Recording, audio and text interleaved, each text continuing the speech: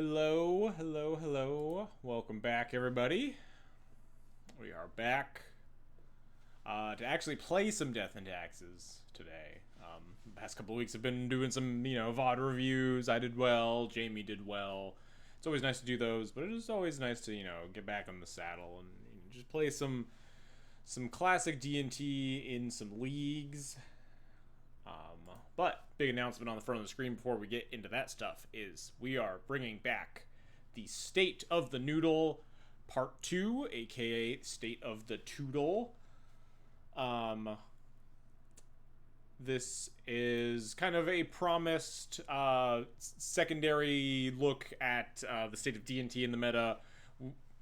Went back in the first State of the Noodle, which was pre-Grief ban. We talked about Grief's definitely going to get banned. We're going to have to redo this whole thing, so we kind of left this part 2 out, kind of waiting for the meta to settle down a little bit. And it definitely feels like it is starting. The meta is starting to coalesce. This is the last. Duskmorn was the last card update that we'll get before Eternal Weekend. So like we have all the tools at our disposal, right? Except for Formal Wear, which comes out on the 16th. But anyway, Raven the Light, thank you for the follow. Appreciate it. But so this event is happening on my channel this time. Last one was on Acolyte's channel, but all the info is on here. It's on Twitter. I'm sure I'll talk about it more next week's stream as well. But it will be this exact stream time, just 2 weeks in the future, 8 p.m. Central Time, 9 p.m. Eastern Time. It'll be here. Acolyte will be joining me again. We'll be talking about everything D&T. We'll be talking about splashes. We'll be very excited to talk about Formaware, which is coming out on MTGO the following day. And I'll have an extra bonus stream then as well, because we gotta cast Formaware the day it's out. But we're excited to bring back State of the Noodle again. I know there's been a lot of chatter lately amongst the D&T Discord, at the very least, about what feels correct, what we think is correct in the current metas. Did my wife make this? Yes, it's actually just a rehash of 2 different artworks that she made. We had the Yorion Worm on a String art for the previous State of the Noodle, and then we had the Thalia wearing pre-war Formaware art for an article thumbnail that I made talking about how good pre-war Formaware was back in like July or something. So I was just like, Formaware is coming out, it's the State of the Noodle, we'll just put Yorion on some Formaware. Shout out to @Aisha9art. My wife on Twitter, who makes a lot of silly drawings like this. But yeah, we'll be very excited to talk about everything Death and Taxes again coming up for Eternal Weekend. So if you have any questions about if you have any topics that you want to make sure are addressed, feel free to contact me or Akaleth on Twitter or Discord or whatever you feel like. Leave no stone unturned. We're happy to address any and all inquiries, although most ideas that people have thrown out so far will obviously already be addressed. But if you have some more niche things that you want answered, feel free to shout them out somewhere. Anyway, now that announcement is through, we move on to playing some Death and Taxes, huh? We finally get to cast Chainsaw, a card that I've been playing. I've been playing a lot of D&T offline. Off stream, I guess I should say. I've just been playing a lot of Legacy, trying to get prepped for like Eternal Weekend. I'm going to RCDC this weekend as well, mostly to just hang out with friends, and I will play like one Legacy side event in paper, which I'm kind of excited about. I get to cast Chainsaw and cast pre-war Formalware. I will likely be playing almost this exact deck list. I probably will move this Giver and turn it into a pre-war Formalware. I'll maybe even turn a Skyclave into a second copy, but we'll see. The only other addition is that we're playing Ghost Vacuum here in this, I guess. I swapped the GT for the Chainsaw in the main. I'm still playing the GT in the sideboard for now, but like I'm definitely not sold on it. I'm maybe giving Nadu a little bit too much respect, because GT is just such a clunky card in so many matchups nowadays. It's just like Nadu, you really want an effect like GT, but maybe Chainsaw covers enough for your bases that you don't need it. And you'd rather have extra spot removal for stuff like Eldrazi. I think this current iteration is a little bit suffering versus Eldrazi, and you could use having like an extra card, like just a Path to Exile or some extra piece of spot removal. Even a split up. This is a card I've been thinking about a lot. I've not pulled the trigger on testing it quite yet, but it's a card that like is theoretically maybe okay versus Eldrazi. It's the new Battle of Bywater, as it were, perhaps. It's definitely a lot clunkier versus like the Nadu stuff, and less versatile than Wrath of the Skies is, but it's a lot better for stuff like Eldrazi. But if you like put this card in your deck and you play against Nadu Elves and you like cast it, try to blow up all their creatures that all tap it up, like all the mana dorks that can tap themselves, or even like God forbid Court of Calling in response to split up or something. It's definitely a card that's like on my radar to like try at some point, but I'm not like super high on it. And then I have this Ghost Vacuum instead of the third Grafdigger's Cage. I think there's a chance Ghost Vacuum is like a decently powerful card. I tried it in like Stompy Shells as like a main deckable piece of Graveyard Hate in decks that can get to 6 mana, and like this kind of like Hearst style card where it's got a powerful Graveyard Hate effect and also can like obviously play to a fair game once you get 6 mana and like gives you a bunch of card advantage. Did not pan out very well there, but I think it will show up in some number of sideboards and like Urza's Saga bullets. I've seen it out of Painter and it looks pretty promising.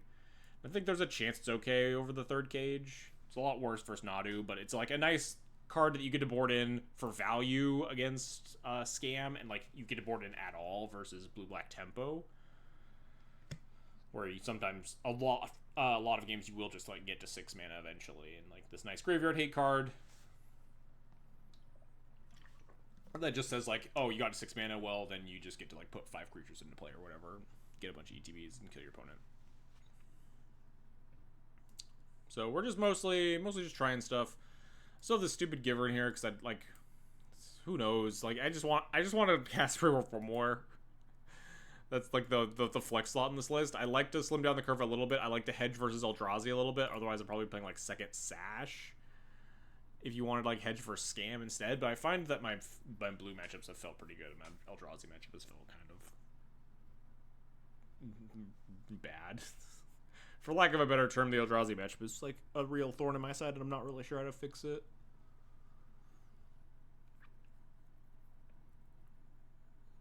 Are we still Saga-less? I mean, I would be surprised. You just can never put Saga in a splash build ever. And like maybe you can bring back mono white with Sagas with Ghost Vacuum, and like, but the other issue is like, while Ghost Vacuum is obviously good with Saga because you can tutor it, it's also kind of bad with Saga in that your Sagas blow up and it's harder for you to get to 6 mana, especially when you're not also like a Saga Ancient Tomb deck.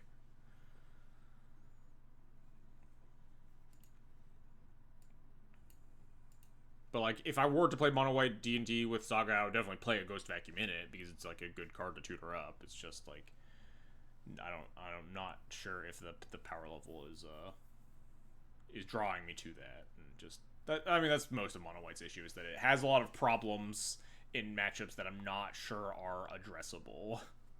You think red white wants 2 pre-war for more or just 1? I don't know. It's a really good card. I will try to, certainly, because I think it's pretty powerful. I think 1 is the safer option. But I think the first card I would cut would be the 3rd Skyclave, potentially. We have a lot of removal with a bunch of Bombardiers. You could maybe even cut the 4th Bombardiers, but I don't know. We have Chainsaw now as another, like, Ajani activator / red card, which is kind of nice.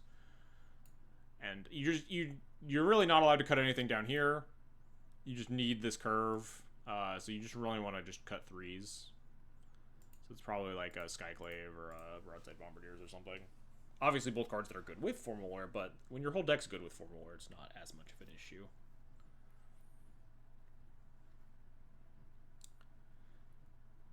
Yeah, I mean, yeah, you Formal Wear back your Bombardiers and you attack them for 4 and you throw the Formal Wear for like 5. It's awesome and cool and stuff, but like, again, so is getting back Skyclave with Formal Wear, or getting back Flicker Wisp, or Recruiter of the Guard, or Stoneforge Mystic, or like a Johnny, or Mother of Runes, or like when your whole deck is good with Formal Wear, you don't need to like need to necessarily live all like the dream scenarios with the card.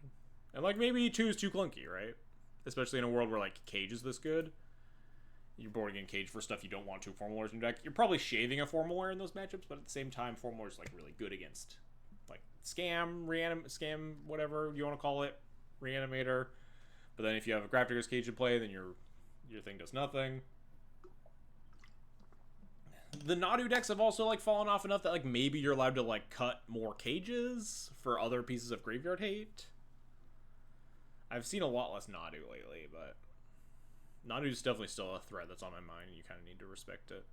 Anyway, I've been talking about this deck for a while and not actually playing any games. What are the odds that we actually get to fire the prelim? It'd be cool to play the prelim today. I don't actually need the QPs, but we can at least try to play the prelim, huh? 0 people. Man, Tuesday night prelim just never fires anymore, huh? We'll throw our hat in the ring. What's up, Dukes? How's it going? We'll throw our hat in the ring, but I don't expect anything to come of it. Pick a match that we deem unsalvageable and plan to dodge. That's kind of like the plan of red-white taxes in general. Is I guess the issue. Is that we're already trying to dodge all the nonsense bracket, right?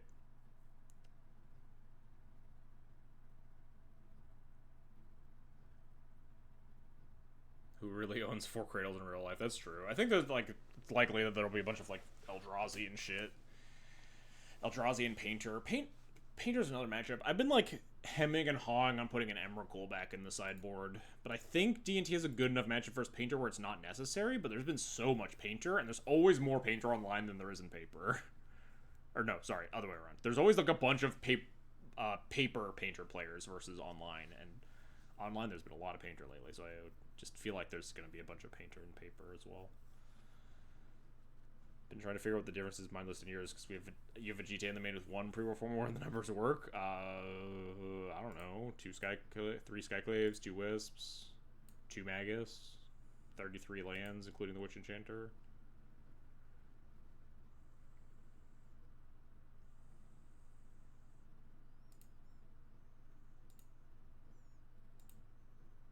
Oh, you turned the mom. Gotcha.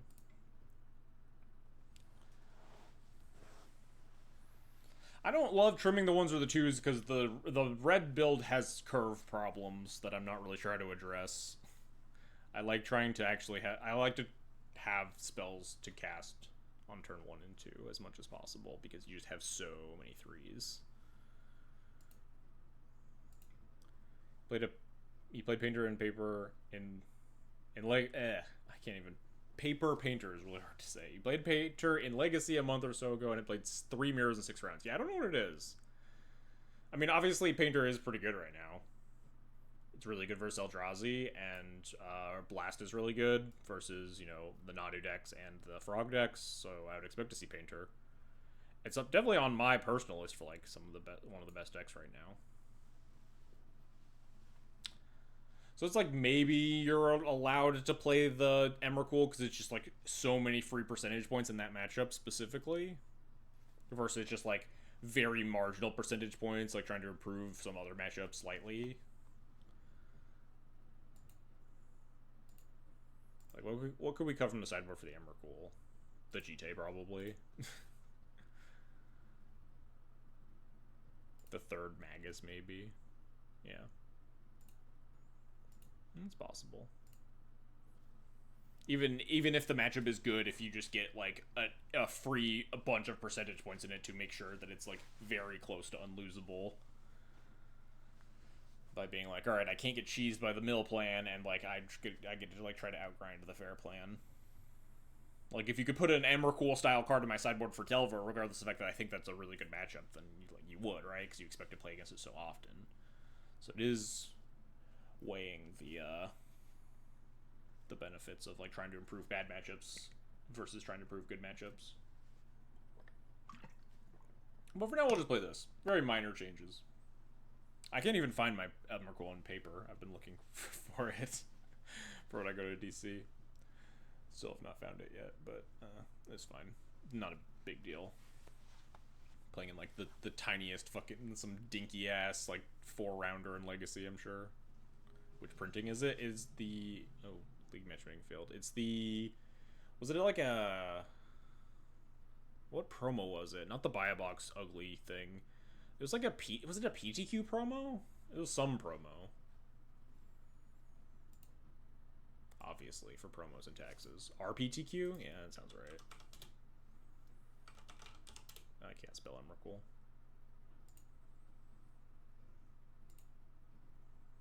It's a good art, yeah.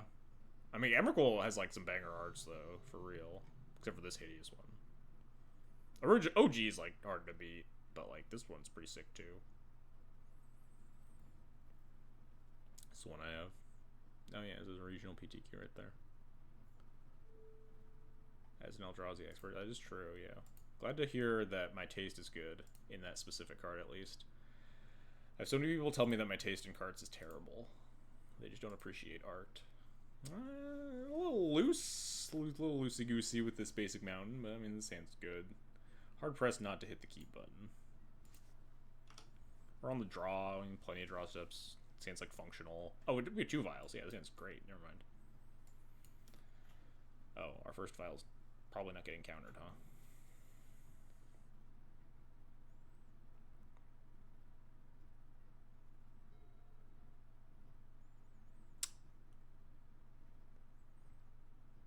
I never know if I want to like Solitude the Dork anymore. My heuristics have been like so muddled, especially by the existence of both Nadu elves, and Cradle control, whatever you want to call it. Because like Nadu elves, you actually want to attack the mana, and even versus Cradle, like if you don't kill the Dork nowadays, they can so often go Springheart, fetch land, and just like start burying you with stuff, and like just have too many creatures to hold off natural order. I'm a little tempted to Solitude this Noble Hierarch using Spirit of the Labyrinth here. We have like Wasteland, we have turn 3 Stoneforge Chainsaw, cast Chainsaw. But at the same time, if you Solitude this and then they go like buy you White of the Reliquary, it's just like, I wish I hadn't burned my only removal spell on this fucking Mana Dork. That doesn't matter. I'm not gonna do it. I'm gonna stick to my heuristics. But I think they might be outdated. I just don't know how outdated.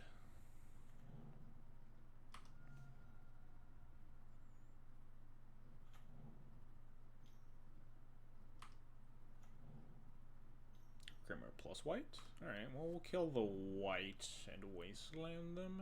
Maybe not wasteland them. Let's untap, see what we draw.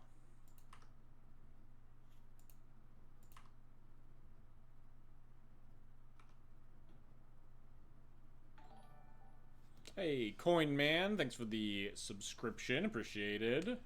Oh yeah, that reminds me, I should write I'm gonna make a updated sideboard guide for exploding kitten taxes from the paper list that I'm taking to the RC this weekend. It'll be very slightly different from the list that's on there, so I don't know how helpful it'll be. I think it's just gonna be like the same list plus 4 more or whatever. Is it even worth it to make that then? I don't know. We'll figure it out. Might be worth it for my own benefit, if nothing else. Haven't played versus a ton of post MH3 Cradle, but keeping removal for non-mana dorks is still generally worked out for me. Yeah, like it works out here a lot of the time, but even against Cradle, like if they just had Springheart in their hand instead of white, it could have been kind of annoying.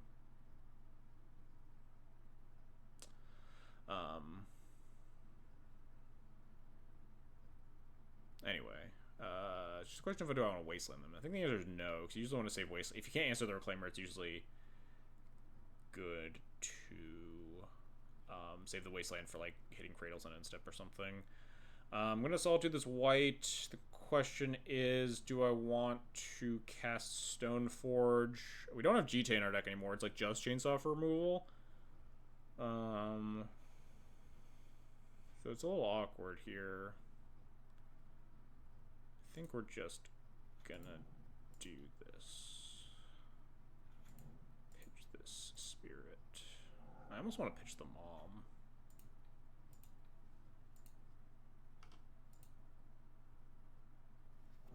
Like, the mom doesn't do a lot pre-board here. Spirit has 3 power.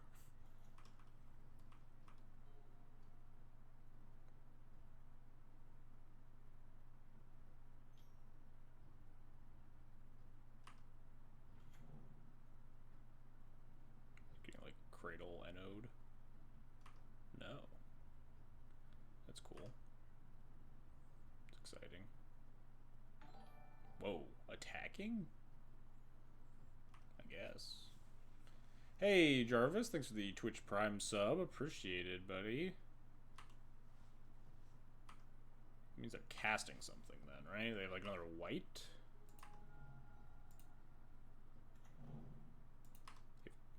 Nothing? 3 mana? What is this? Endurance?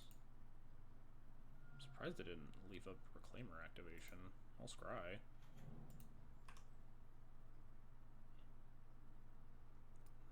Once upon a time? I feel like once upon a time, there's no way casting once upon a time is better than like activating your Elvish Reclaimer in your Elvish Reclaimer deck, right?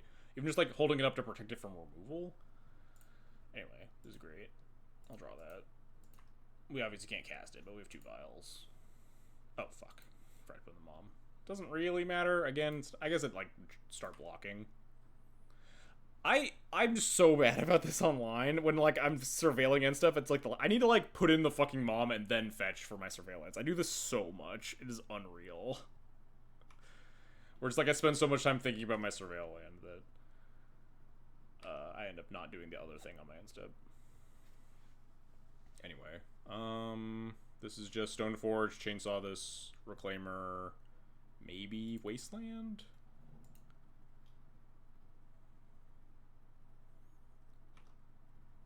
There's no, like, secret way they can put a 3rd land in their graveyard, right? They're gonna fucking cast Crop Rotation on me.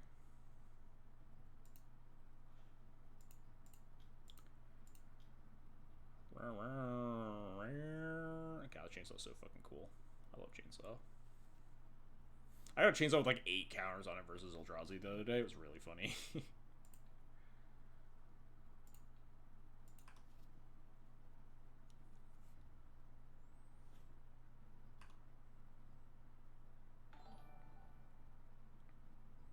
And Luinil, thanks for the Twitch sub, appreciated. Thank you, everybody.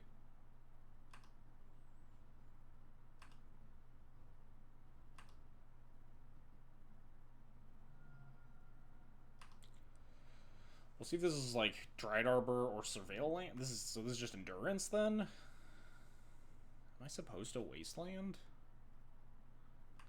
It's kind of awkward that I'm taking 3 damage for no reason because I didn't put Mom into play, but or like 5 damage. Jeez, might be an idiot, huh?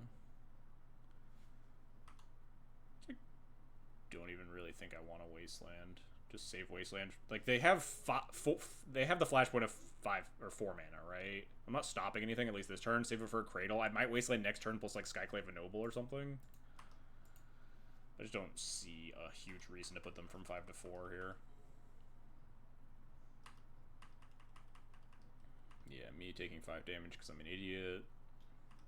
Don't worry about it. I also need to like play way faster. I'm talking too much because I haven't played and streamed at the same time for a few weeks now.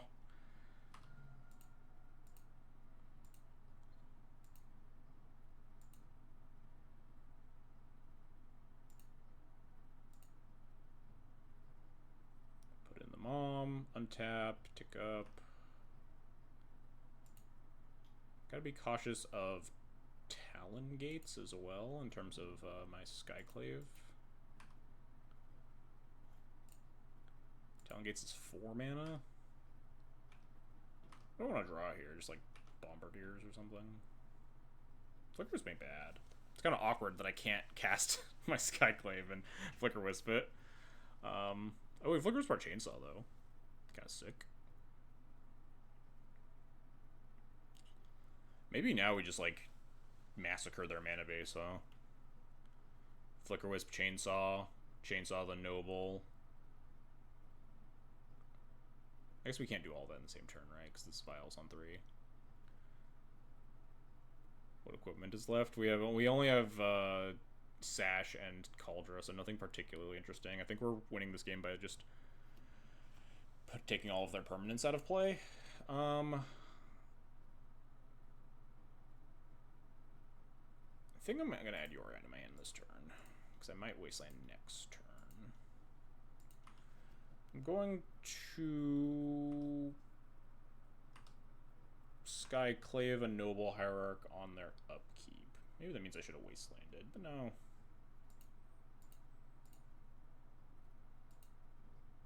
blocking with Wisp, or blocking with Stoneforge, wisping it out gets called. I think I just want to kill all their stuff. Is my issue.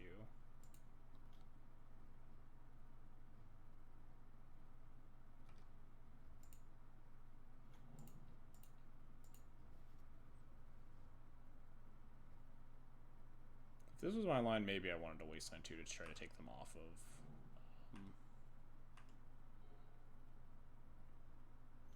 natural order mana. I think my plan is to just have them have no permanence forever. With like Wisp Chainsaw, Yorion, Flicker Wristband Chainsaw, you know. Massacre the board. Oh, there's a wastelandable land. Certainly.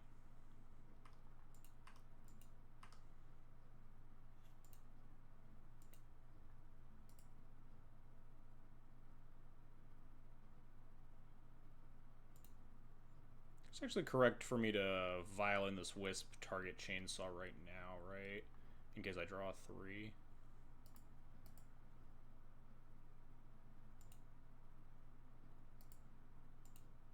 So tick this up.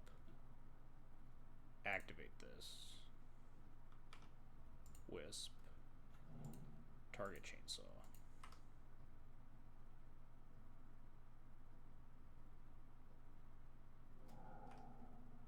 Then tick up.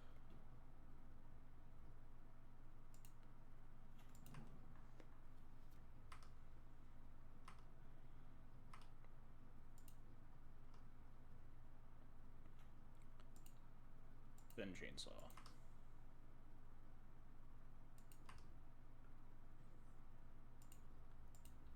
Then Wasteland.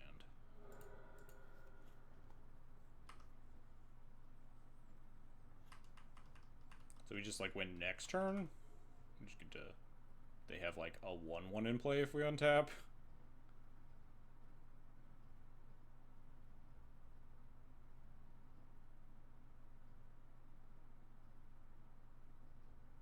Yeah, we did it. Look at that. Starting efficient for counters remain on Chainsaw as it moves to exile on the battlefield. Yeah, give it the old what's that stupid legend? The green-black guy that keeps his 1/1 counters in different zones. Skullbriar? Yeah, that guy. Skullbriar claws on Chainsaw. Yoink. Yoink. Maybe? This card seemed pretty decent. I looked it up to make sure I had the templating right. Yeah, because it has to say, like, specifically, like, no. Wait, does it not keep it in the graveyard? Or did you change the templating slightly just for Chainsaw? Okay, I was talking about the same thing, Coin Man. I was playing against Eldrazi, who just like sacked a bunch of Scion tokens to cast some bullshit, and I had like a Chainsaw with 8 counters on it. Skullbriar keeps all counters. They get fucking owned if you put -1/-1 counters on it. That is kind of hilarious, honestly.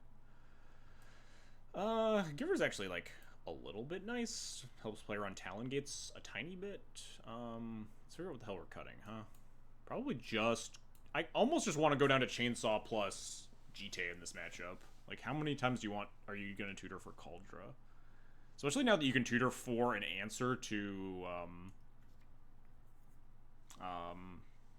oof, that's kind of sick. Get this shit out of here. Get these fucking spirits out of here. Is that just good? We get to leave in the Cauldra? Alright, that seems fine to me. What's up, Mario? Johnny's pretty mid, but you gotta leave in the Johnny Broadside Bombardiers combo against the deck that has, like, kind of limited interaction points, and you can just kind of lock them out of the game with a bunch of bolts. Not worth the blue cards? What are we talking about?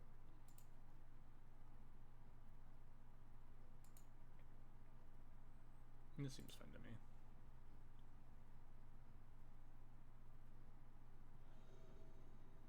Oh, played the Jeskai Isle deck. That deck seems cool. You're never gonna convince me to cast a Brainstorm in my life, but deck's cool. nice. It's a little slow. It's fine. You know, wouldn't be a nice world where we could chainsaw our own a Johnny token here. But we'll probably have to cast chainsaw on 2 and like recruiter for solitude on 3 or something. Can't wait to see D&T splashing blue. I tried it for a little bit. Jamie even sent me a list that was like the Jeskai Val deck cutting the red cards basically and cutting like the Force of Wills. You just played like Felia Drake, but it did not have good vibes. I did not feel the power level of that deck. Moto. I just want to play my Flooded Straight and say go. Come on. This stupid, like, swirl. Yeah, Felia Drake is cool, but I ran into the problem of Drake is really awkward in matchups where your life total matters. If you're not getting, like, the super wombo combo, like against Delver or whatever, a lot of the times they're just going to kick your ass with a Drake. And also, Felia has still had the problem of, like, wow, this card fucking sucks unless you're, like, annihilating your opponent and they're not interacting with you at all. Yeah, it was like it was like mono white D&D almost. It was What is this opponent? What are you holding up? Am I allowed to cast a Johnny here? Maybe I should just chainsaw this anyway. I think I'm just gonna chainsaw this. I don't want to get like turn 3 NO for a Traxit here. I didn't have anything. 3/3 flyer and Delver? No, yeah, no way they could possibly make use of that. I'll show off the list that Jamie sent me that I tried. I tried it for a couple of leagues. It looked cool on paper, and then I tried it out. It didn't like feel particularly good to me. Yes, D&T is... Yeah, that's the problem with both Felia and Drake is they're like two parts of a combo that like you really, really don't want your opponent to cast any interactive spells, and like Drake's a little bit scary when the Reanimator decks are playing like 3 Brazen Borrowers. They can just like bounce the thing you stole and then attack you with a 3/3 and then recast their Frog or whatever. Delver's just gonna beat you up. Like, if you Drake a Frog and then they attack you with the Drake, you're like never allowed to just like discard cards and then jump it and block, right? Against Delver, because they just like if they have a removal spell, you're just down like 100 cards.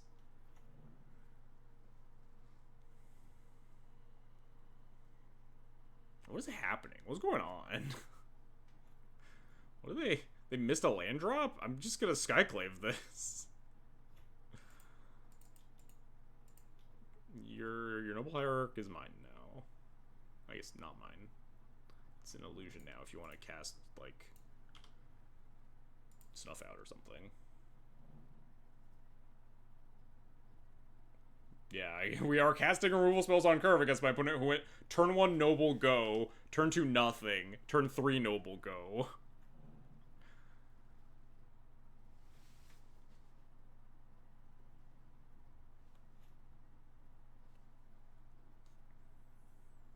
I feel like I'm just never attacking into Endurance here. There's just truly no reason for me to for 2 damage. I'm thinking about recruiting for like Solitude or Containment Priest or something. I just don't know what's up. Like, what is their hand of 5 cards? Like, if I recruit Solitude and like they fetch Dread Arbor, I'm just always Solituding it, right? Bombardiers would be nice. I could do that next turn. We have this nice pitch card in our hand. I think I'm just gonna get Solitude. I guess that lets me that does let me attack. You just buy Yori. I don't think I'm buying Yori on here. I would rather cast Recruiter for Bombardiers than spend my turn 4 doing nothing. I guess you like can flicker your Skyclave and your Chainsaw.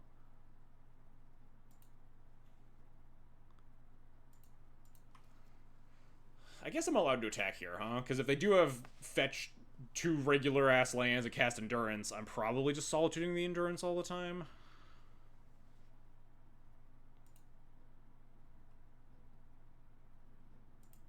Yeah, I'm always Solituding the Endurance.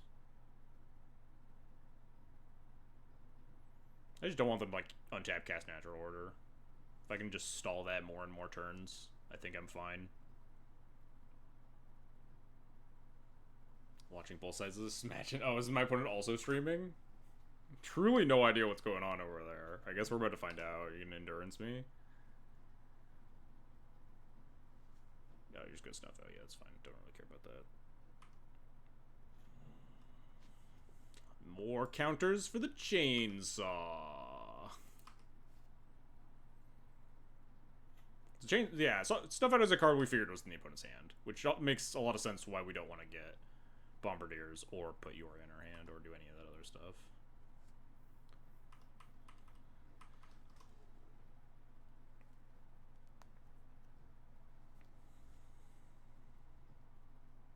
Do you have main deck Containment Priest? Well, it's game 2, so we have sideboard Containment Priest.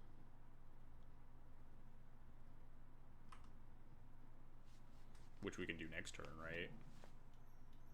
Oh, there they have it. I thought about solituding the illusion token in response, but I don't really think... I think I can beat Natraxa some number of the time. More counters for the chainsaw, I guess. I'm not saying that this Atraxa isn't good, but, like, we can beat it sometimes. This is, like, plus, like, 4 or 5 cards, right?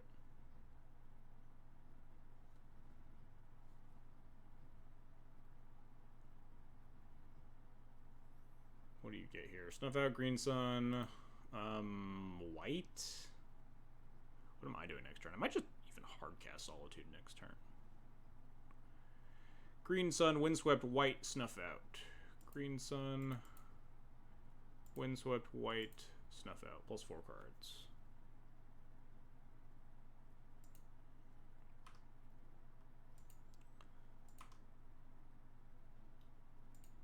I guess that's fine. I don't want to... Maybe I should have blocked that. They have Gaia's Cradle in play. Don't really think I need this Recruiter of the Guard. Let's find, like...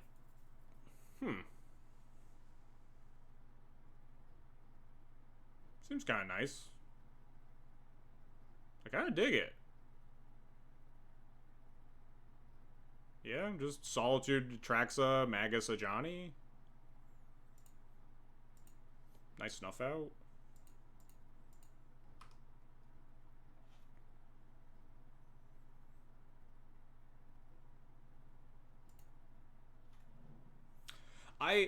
There's a small part of me that wants to Solitude pitching the Recruiter, so we have land 6 rolled up for recruit Bombardiers after we have the Johnny in play, but I feel like if we're untapping with like 5 mana, we just can like recruit Containment Priest or draw the land and recruit Bombardiers anyway, and I think we're fine.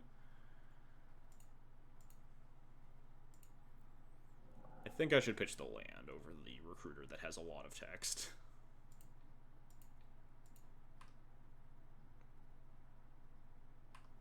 Oh, more counters for the chainsaw.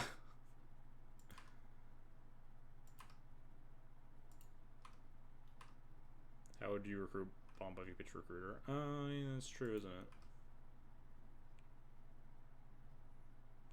Pitch. And we don't have... Yeah, we keep the land. Yeah, never mind. I can't do math. Magus. Nice Snuff Out opponent. A little awkward that we can't actually recruit an answer. They probably are priced into green sunning for, like, Ignoble. To turn on the black source. We don't have a... We do need to top deck a land. Oh, we could just recruit a Johnny. Yeah, that's a way to flip a Johnny for 5 mana, huh? That's smart. Yeah.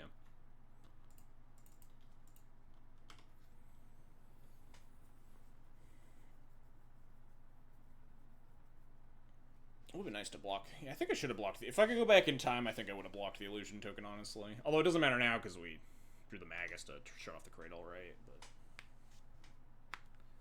I am occasionally smart, mostly tired. I mean, I'm the one that was talking for a minute and a half about recruiting for a Bombardier to the Recruiter that I pitched to Solitude, hypothetically.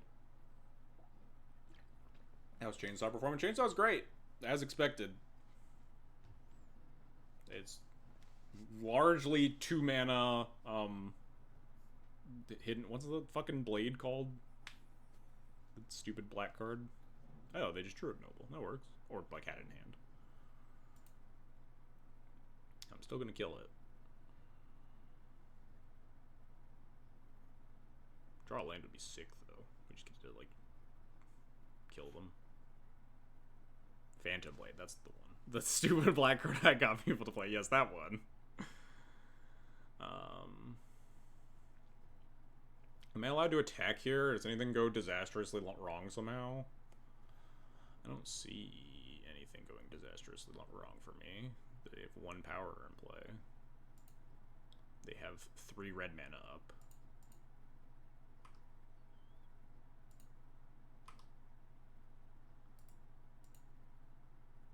Attacking with Cat Token. Yeah, attacking with Cat Token is free, but I'm pretty sure attacking with everything is free. I guess maybe if I don't want to trade Recruiter for Illusion Token anymore.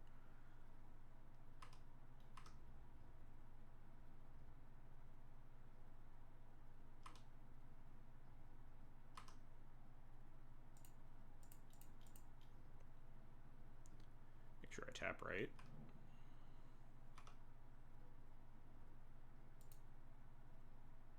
Playing into Invigorate. That is the old Newton tech. That is true.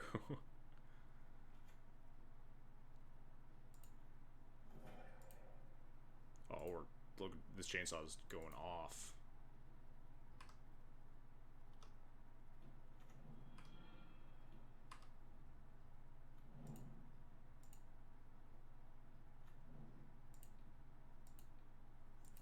Look at all these. Look at all these chainsaw counters. Come on, opponent. Don't concede. Let me equip the chainsaw. Don't concede, opponent. Let me equip the chainsaw. Oh, they drew second forest. That's something. They can't NO, though, even if they wanted to. No green creatures yet.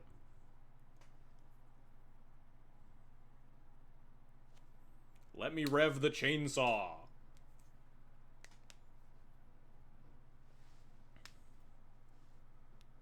Now I wish I traded with the Solution Token just so I could get in with the chainsaw for lethal. Is it lethal?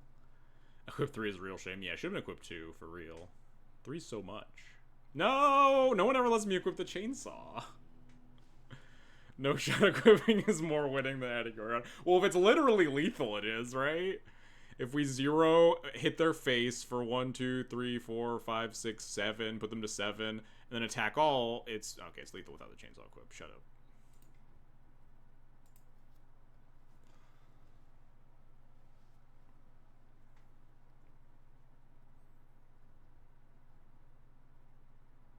Alright, good first round. Chainsaw was good. I mean, it was...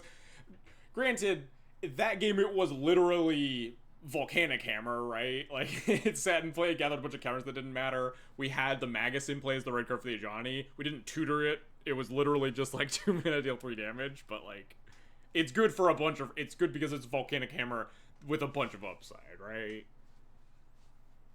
Also can't go face or hit planeswalkers. I think you should be allowed to chainsaw planeswalkers. Just saying. If I hit Jace with a chainsaw, I think it would deal some damage. I think you should be allowed to chainsaw planeswalkers. You assume to hit planeswalkers, right? It makes sense.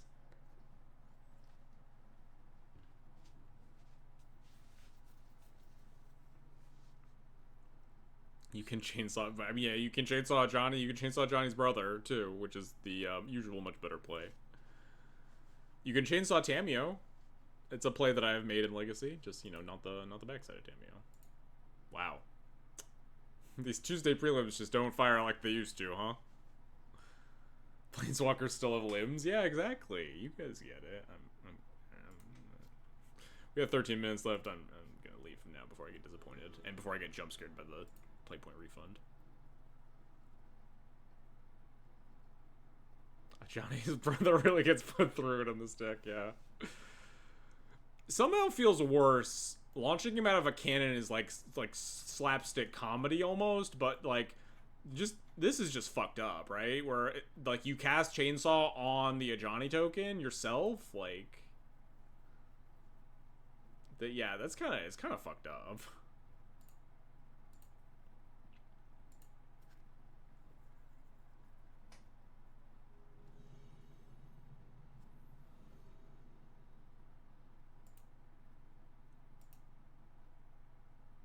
My opponent's last seen deck is BG.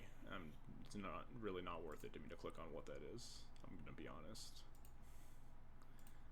It's a league. They're on whatever God wills them to be on.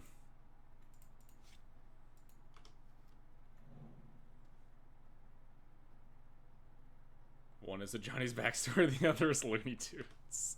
Yeah, how does a Johnny's brother die? Does Nico Bolas kill him? Is that why Johnny hates Nico Bolas?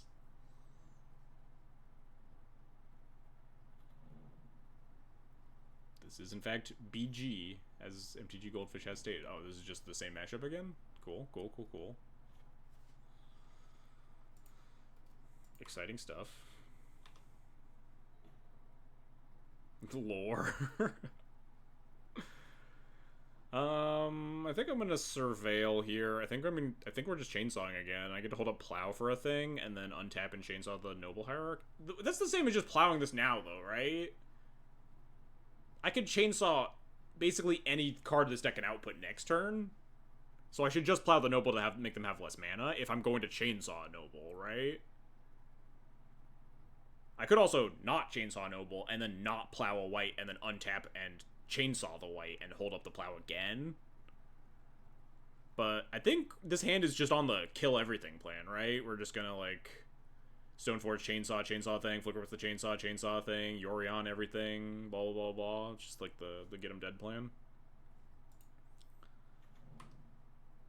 No. Dead. Bolt the bird. I hate bolting. Like, we were just talking about this last match, so it's, like, not really worth rehashing one match later, but I think bolting the bird is often not correct versus Cradle. Cradle control, specifically. But I think with this hand it might be. I don't know if there were any cards on the top of my deck that I could have seen to make me reconsider plowing, but yeah.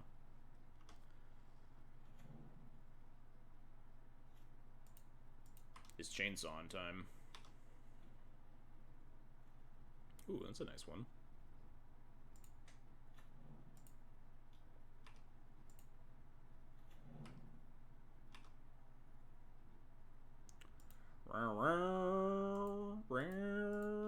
Man, this chainsaw is really getting its mileage. A 3/3 is actually a 2/2, but yeah. Something with 3 or less toughness.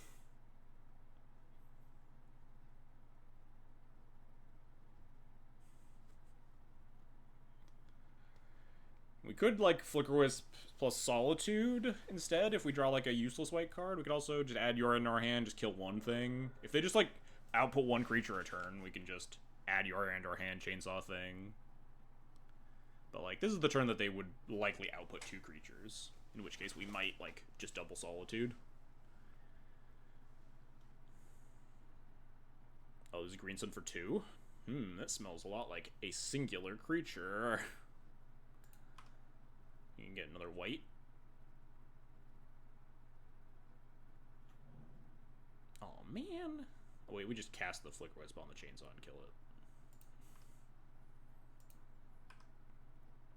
But we don't get to add Yorion to our hand this turn. We'll scry. Surveil. Look for something. I don't know. Another 3 would be nice. This mom is not very nice. We could cast it this turn, but I guess it's a card to pair with Solitude, but I think we're not sure on those. Also, just a land at that point is just better than, like, drawing the Mother of Ferns, right? Because then we just can hard cast the Solitude the following turn, potentially. Been that. Simply draw a good 3. Yeah, exactly.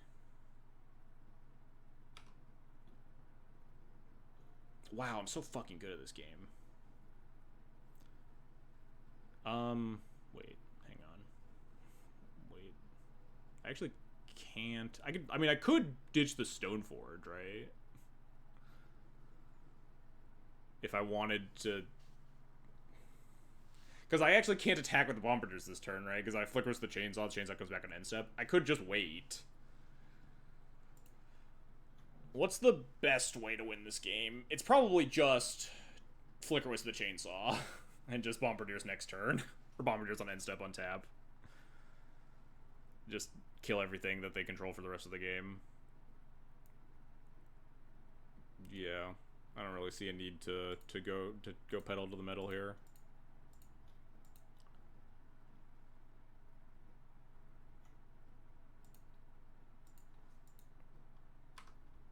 Bombardiers, attack, shoot, stone. Yeah, that's what I was talking about. That was the other line.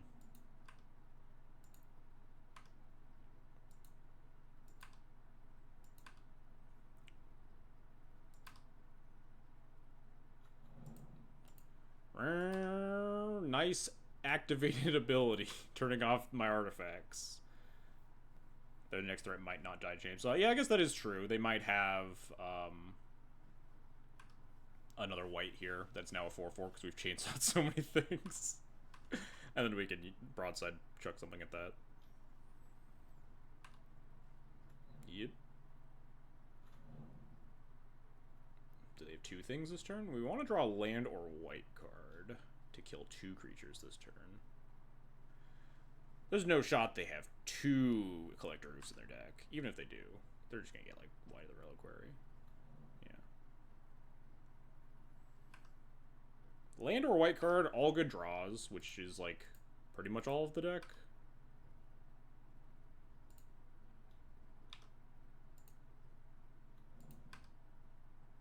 We do equip Chainsaw this turn? I don't think we do. Because I think we're putting your end or hand.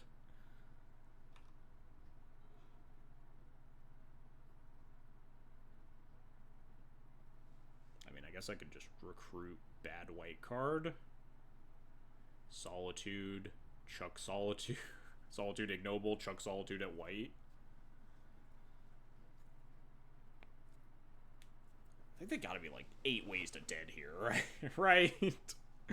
right? Do we have like literal lethal? There's no way, right? We only have like 5. If I equip Chainsaw, it's only like 1 extra damage right now. If we chuck Solitude, it's like 5 plus 7 is 12. It's kind of close. 13, 14. I think we have 14 here. If I just like Solitude, like equip Chainsaw, attack with these 2, Solitude, Ignoble, chuck it face. It's wait, no, 2 things die. 1, 2 things die, so it's 3, 6, 7, 8 plus 7's 15. Jesus Christ.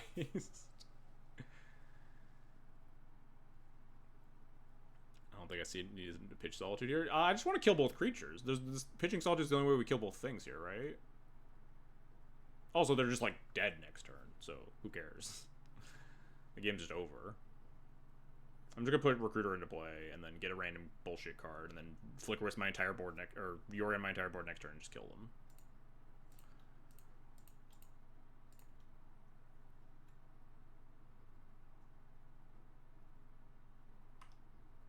Do I care about killing both creatures? I just don't want them to have any creatures ever. About chucking my 4-drop. I don't have my 4-drop. My 4-drop's in the graveyard. I'll recruit Spirit of the Labyrinth.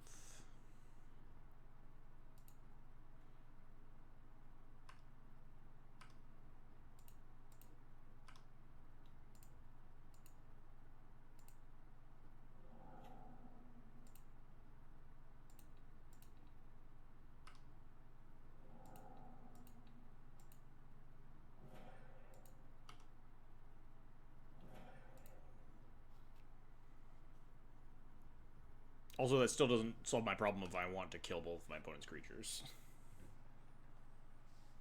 I feel a little bit bad sitting there tanking when I have just, like, impossible to lose hand and board state. Yeah, sure, greens up for 2, you get, like, a 3rd white or whatever. I think they're literally Daubs now.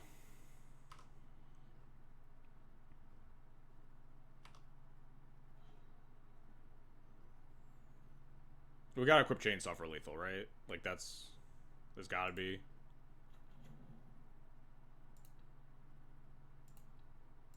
Fuck the Yorion shit. This is lethal, right? It's like 6, 7, 8 plus, yeah, okay.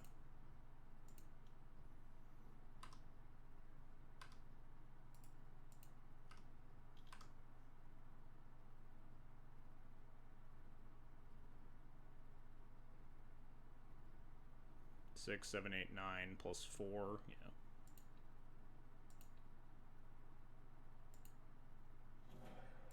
Oh yeah, plus another 1. Alright, we got to equip the chainsaw. It wasn't the correct play, but it didn't matter because they were dead.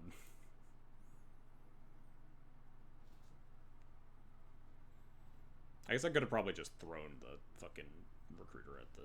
Whatever, they were dead.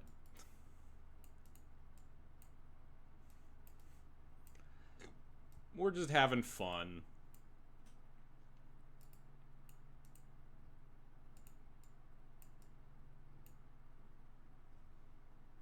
Need a Yorin altar with the chainsaw chainsaw blades into the horn, Chainsaw Man style. Pochita with the the chainsaw nose. What did I got last time? Wispy boys, and then the sash, I think, right? Yeah. I talked about cutting the cauldron, but we figured we had enough cards. Got you like almost want the sash for this versus this deck. It's like secretly almost a graveyard deck lately. You can, like shrink.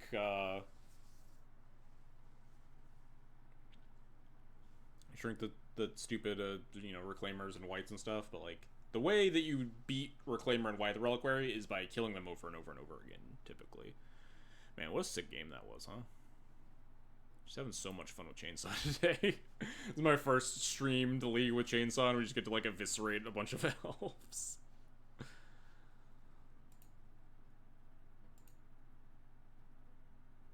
Shrink white back into chainsaw range, true. Alright, snap keep, chainsaw in hand. Unbeatable.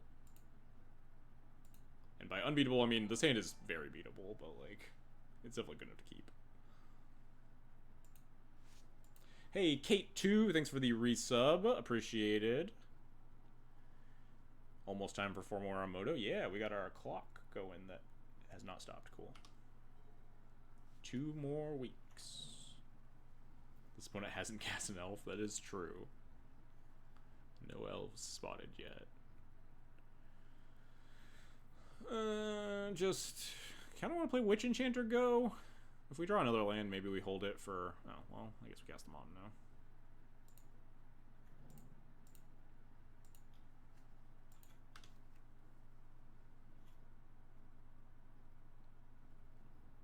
Chainsaw Johnny's brother yourself, you monster. Well, I mean, if we were on the play some of these games, we would, but these games are always just like, you need to kill your opponent's stuff on turn 2. As exciting as it would be. Is this white? What is happening? Are we green sunning for white? I'd be okay with that. I like it when they spend their 3 mana turns only putting 1 thing into play. Oh, fuck. That's 2 things. This is like Safekeeper plus white. That's really annoying. We should have to start stone raining them. Which is not very helpful against white. Hey, Miss J 19999. Thanks for the follow. Appreciated.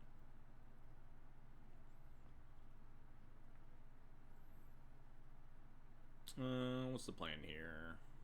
None of my plans seem very good, huh? Only 3 cards left in hand. I think my plan is just to, like, repeatedly stone rain them and hope for the best. Is there any other better plays? The Stoneforge isn't online. It's like, Stoneforge for GTA isn't online until turn 4 anyway, so we could potentially do that turn 3 if we don't want to, like, recruit her. And try to, like, take down the Safekeeper that way. I think trying to exchange just my cards for their lands is better than nothing.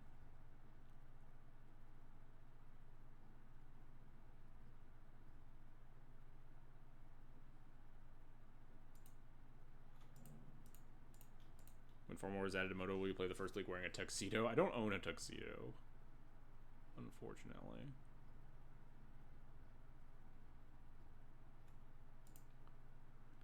It doesn't really matter what I target, huh?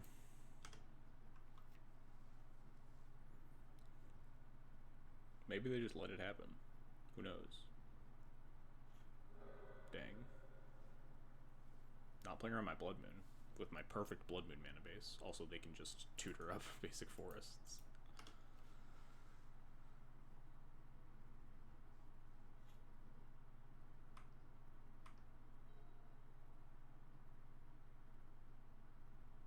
The worst part about the Safekeeper is now my Chainsaw can't get counters. It's so sad. Oh, well. They protect white, but they might not save Safekeeper. That's true, yeah. Oh, we're just dying? Alright, cool. Well, game 3. Nice! Chainsaw trigger. Let's go. Gotta imagine Hoof is like giga lethal here, right?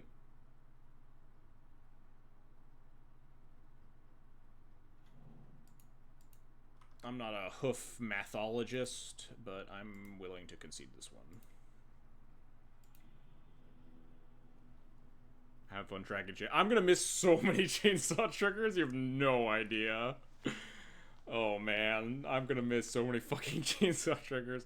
Luckily, most of them probably don't matter, but I'm gonna be kicking myself when I lose the game because my chainsaw is like a point short of lethal.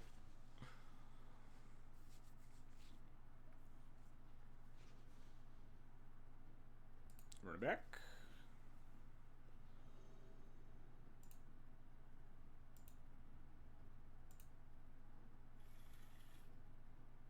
Hand is stinky.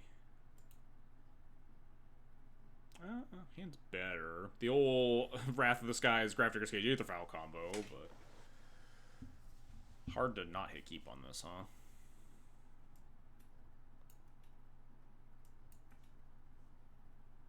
What do I even do here? Bottom the land? Just don't go in on the Wrath until, like, it matters? Just turn 1 Aethervial, turn 2 Cage, stymie the developing that way, and then eventually Wrath aboard and blow up my own shit. Yeah, bottom Wish Enchanter, never draw a third land, classic conundrum. I think is correct here, because all these other cards are very good. Do you think you bottom Vial? Yeah, that kind of makes some sense. If my plan is to cast this Wrath of the Skies, then like maybe we just want 3 lands and we don't want the Aether Vial.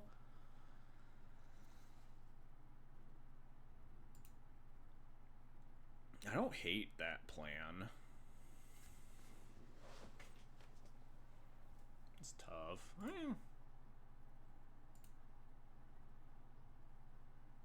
I'm not sure I'm casting the Cage either. Oh, you want to like try to milk a Wrath of the Sky? Nah, I'm casting Cage. I get it, but this hand doesn't have any removal. Like, so if they just like play white or something, it's just like how long can we sit on this Wrath of the Skies before we just get buried?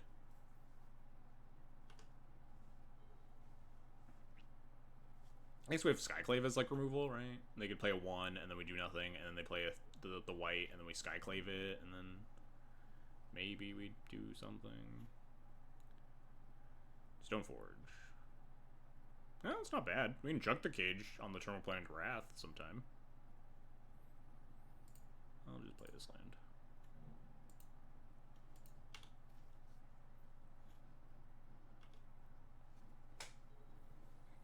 I just had to make Wrath symmetrical. I mean, God, of all the cards that should be symmetrical.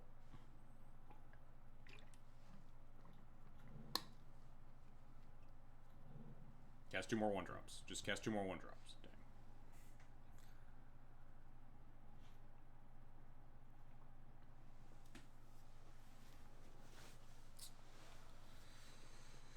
Dang. Like, I could just, like, Bombardier say go.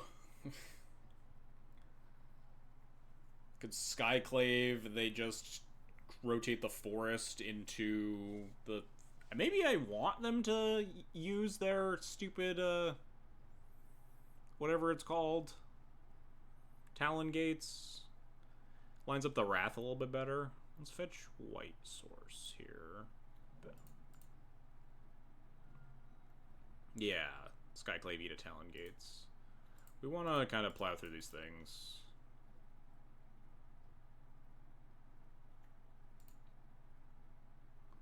Really doesn't matter which one of these I target, huh?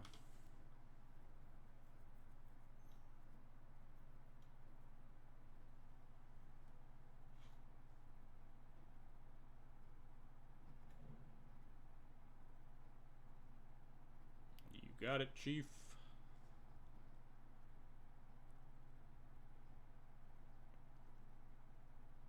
It'd be really nice if they just used the, like, tapped out of Reclaimer and cast, like, 2/2 drops or something. Just, like, go in on a Nantuko turn.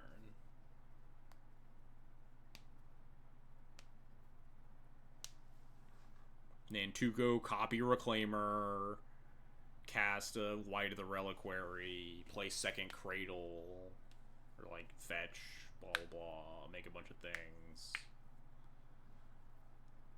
And then we still die because we blow up our cage and we get, like, NO'd.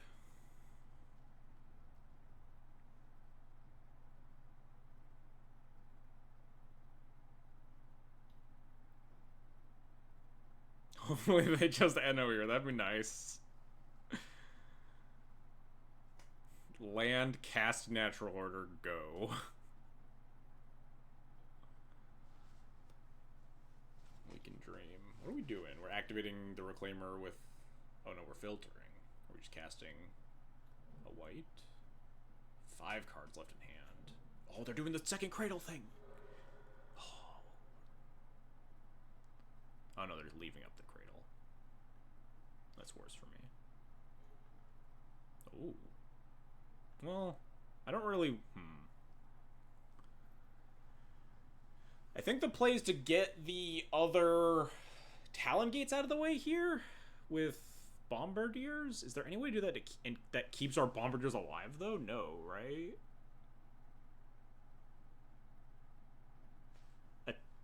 Attack... target white. They have to activate in response, phases out the white, and then they have 1 creature to block, right? They could also let the white die and double block it, which kind of sucks.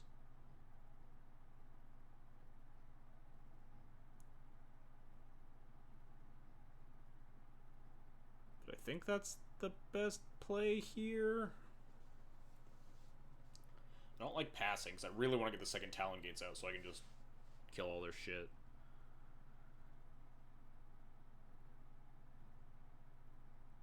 What if they just untap? What bad things happen? Well, you think just, like, broadside go? The bad things that happen are that they have access to the second Talon Gates, and my Wrath of the Skies gets a lot worse. I guess that world you could line up, like, Wrath plus then attack with Bombardiers, but then it doesn't work because the thing's phased out, right? We could also just not Wrath. We could broadside do nothing. They double block. And they pop one. No, that doesn't work. They just phase out the other one and they blocked out the 3/4. I think I want to broadside pop the white.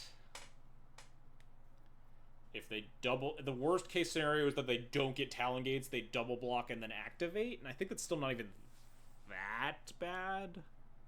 Kind of bad. But it kills the white, which is easier for them to leave up.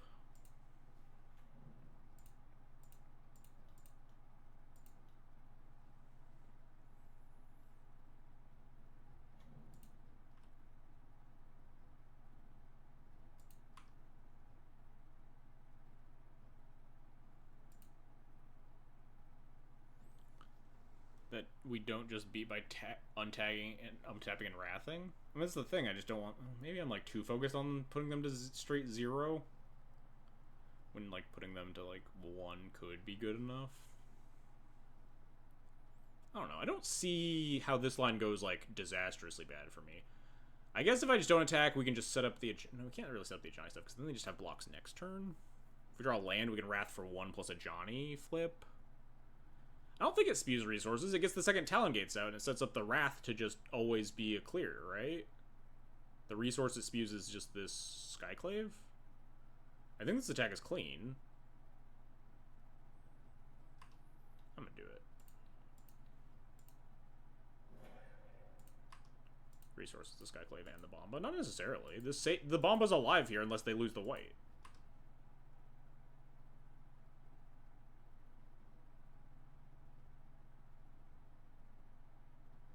They can't clear the saved creature after the Wrath because it's phased out. I would have to wait a whole turn cycle to kill it. see, this is what we wanted.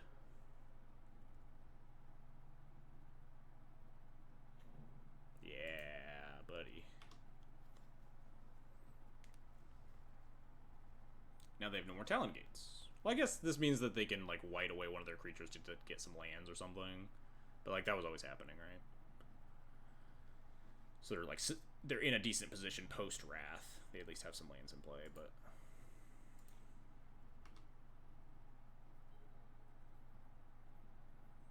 This way they're going to untap and have 0 creatures in play. Which is good for me blowing out my own Grafdigger's Cage. You thought they would just trade white for Bombardiers? It's an option. Maybe I just didn't respect my opponent enough.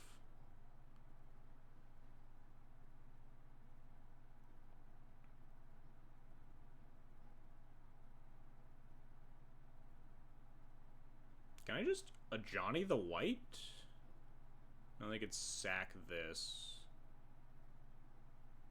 It goes to 3/3, but then it's tapped? They could double block my red card with Dryad Arbor, though. I think this is just... They can't? Oh, yeah, they can't. I have a cage, currently.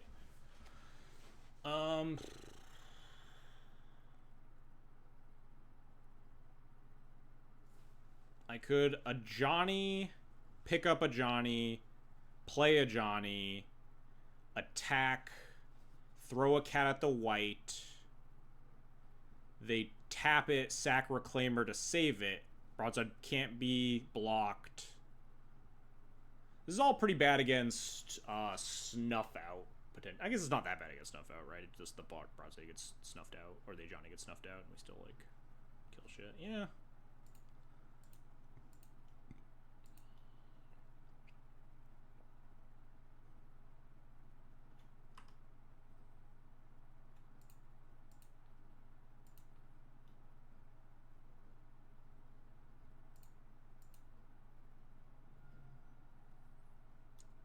I'm gonna fetch second basic planes here.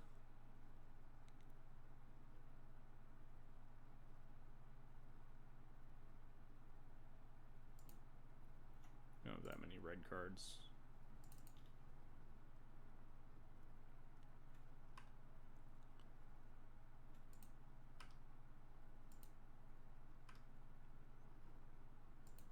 So attack here.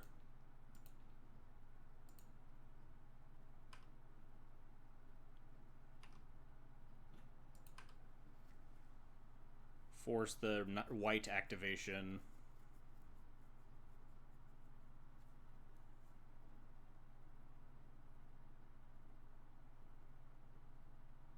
Which kills the Reclaimer, and then we get to 0 the Ajani to finish off the white.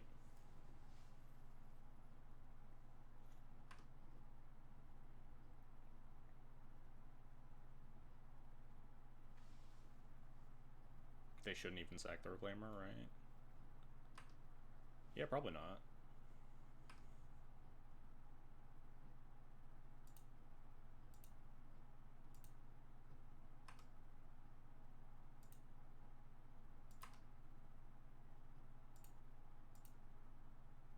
Maybe they have Snuff Out. Maybe they don't.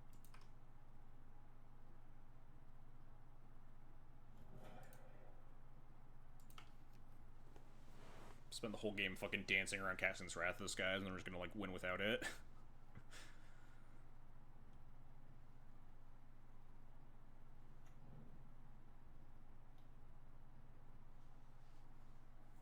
Reclaimer for thinning.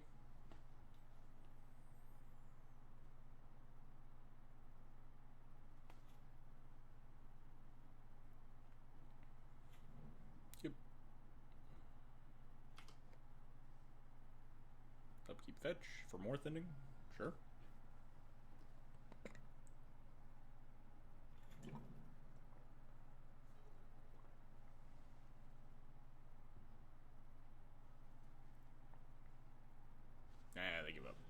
We had the fucking Wrath the whole time. We just sat here like, what's the best way to sequence this game so we can cast this Wrath and just like kill the opponent? And then the Graftear's Cage we just top decked a bunch of cards and the cage sold them. Presumably, this cage is presumably turning off some multiple cards there. Maybe I wasn't respecting my opponent with that broadside attack with the Skyclave turn, because I think if like I'm playing against like Newton, I think he just lets it die and then double blocks. And then we're staring down 2, 3, 4 Reclaimers and we have nothing, right? Did we have the Johnny in our hand at that point? Not Wrath and not attack, just like broadside go. Or add your end to hand go. Yeah, maybe. Maybe I wasn't respecting my opponent enough to make the correct play. I think the correct play there is hard to make. But I think it is let the thing die and double block.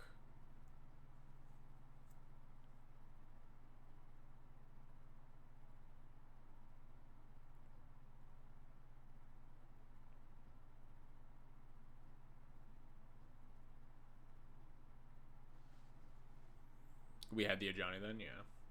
I'm not sure. That's a... I think I like how that game turned out, obviously.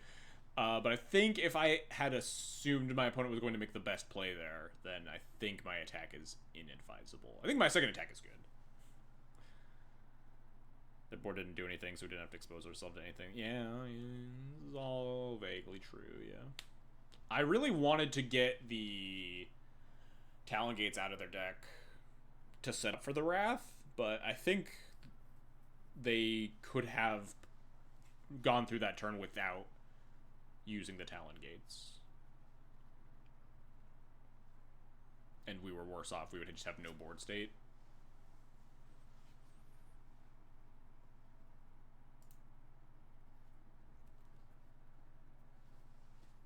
We could beat 2 3/2s.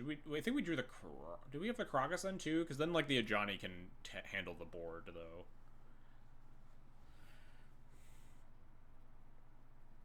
Because the Ajani can beat the 2 Reclaimers, basically by itself. So we're not, like, that worried if they just double block, kill the Bombardiers. We can just, like, start Ajani Karagasing to stonewall the 3/4s.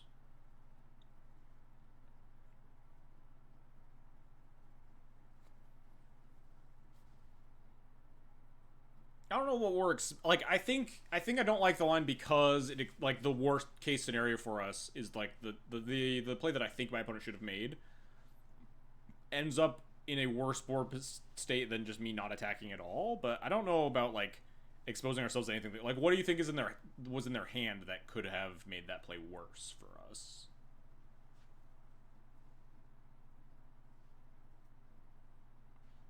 What's up, Eureka? Hey, Eureka, thanks for the follow. Not following earlier? Well, well, well. I see how it is. I think nothing is scary aside from them resolving a natural order, which means, I guess, we want to never cast the Wrath, right?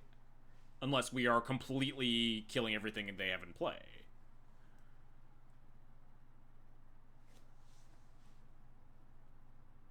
But, like, if the play is Bombardiers go with the plans of, like, untap Wrath for 2, and then they sack a Reclaimer to the white, get a land, and then,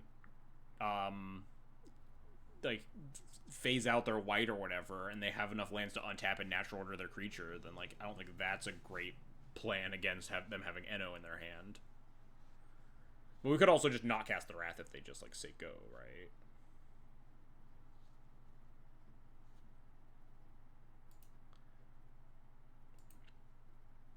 You unfollow after every stream and rely on Twitter to tell me when you stream so I can have plausible deniability from supporting basic plans. I understand. Man, I want to keep these hands a lot nowadays. They're like so greedy. It just feels like your files just never fucking resolve, huh?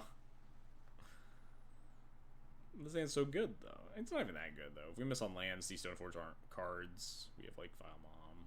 Hit the mulligan button. Wow, this hand fucking sucks ass. Jesus. Keep. I miss my 7.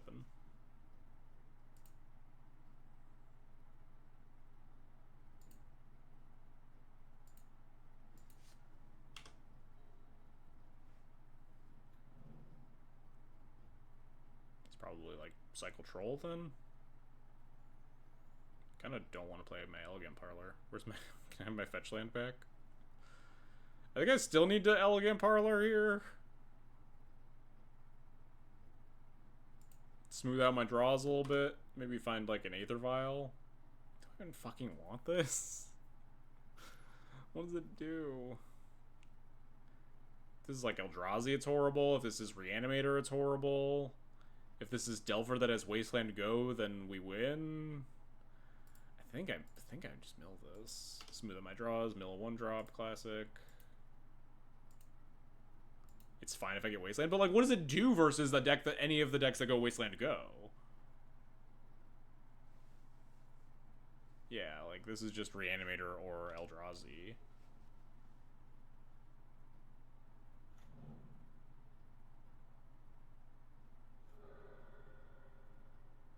No Reanimate. Phew. I think I'm gonna Wasteland them. We kind of need to... Very few decks keep 7 go waste. Yeah, exactly. It's Cycle Troll or it's like Eldrazi with like some dumb bullshit on turn 2.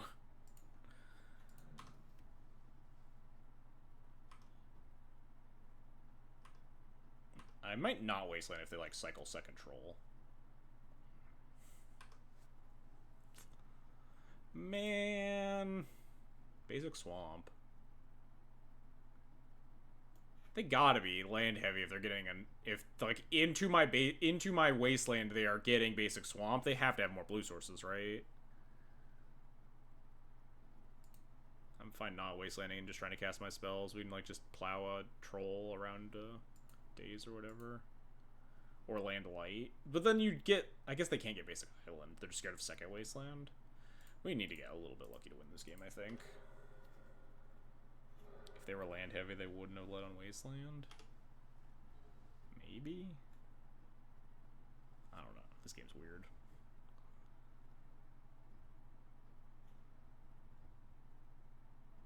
Eldrazi there would have gone like turn 2 Eye. But yeah, exactly. Eye, Fletchbreaker, Petal. Yeah, exactly. They get Surveil. Yeah, Surveil seems better there if they're land light, but I don't know. I might get Surveil land here, huh? A lot of trolls.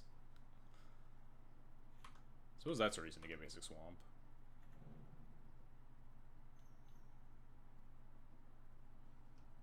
Yeah, this is fine. We have 5 cards in hand, so maybe fine's a strong word. We'll just put second Plow on the top of our deck. It's a better Witch Enchanter turn than Surveil turn? Yeah, possibly. But like if we have Solitude on top of our deck. I want lands.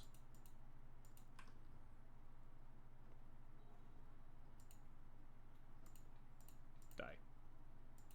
Please die. Pretty please. Fuck. What are the chances we get days next turn? 0%? Chat, right? 0% chance? No shot? 0% trust. Oh, they're discarding Arc. Are they gonna discard Reanimate Archon? And just like we don't need to get dazed, we just lose? I wouldn't concede, I'd take a draw step. I mean, we just dead anyway. We could draw Solitude, I guess, to kill both things. I mean, now we can...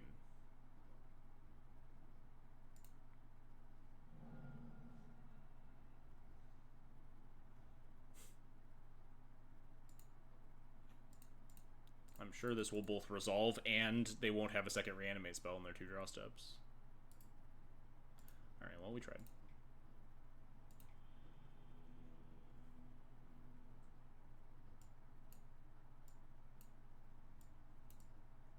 Weird first couple of turns of that game, but we're on like a really awkward Molda 6.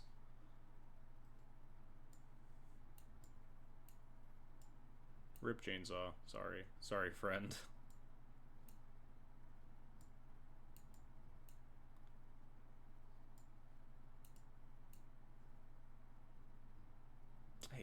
configuration. I want for more so bad. I hate leaving Cauldron in my deck versus this stupid fucking pile. Chainsaw on Frog is Hymn to Turok. Is casting Hymn to Turok versus Frog good? If you're not killing the frog?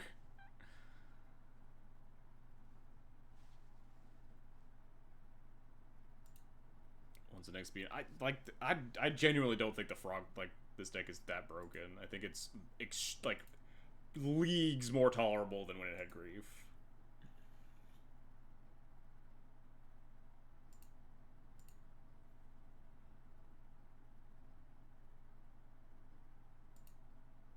Sand is a little awkward, but it's got all the good stuff. We're just gonna get Wastelanded and die, it's fine.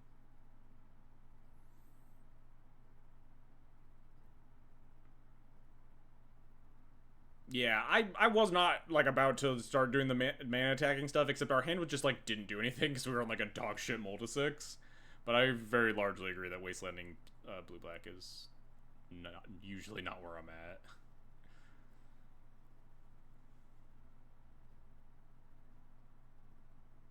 Yeah, I think Frog is a phenomenally boring card, and, like, I wouldn't be sad to see it go, but I think, like, both the fair and unfair variants of Frog are, like, not... haven't felt like they're on power level. Maybe they are, and I'm, like... I acknowledge that I have, like, really bad, D&T blinders on all the time when talking about Legacy. And, like, my matchup against the Frog decks is good because I'm, like, a 4 Plow, 4 Solitude, Skyclave, blah, blah, blah deck. I don't like they're fetching. I wanted them to just cast Entomb on turn 1.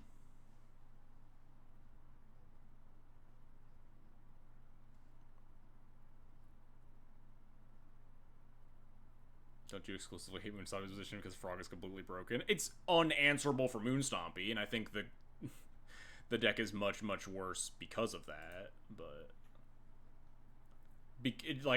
it does invalidate an entire deck's existence, and, like, is that problematic? Maybe, maybe not. Like, a Stompy deck exists. Eldrazi, like, rises from the ashes where Moonstompy fell, right?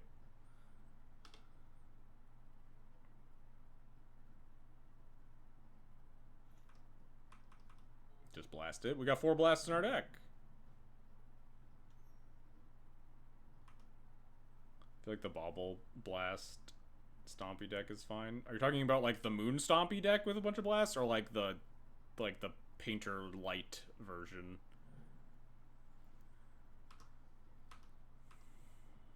Boy, I really hope my opponent never puts the card Wasteland into play this game.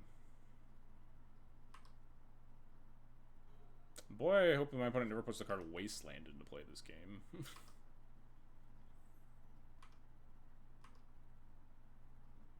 Come on, cast an Entomb. No, I can't beat that one.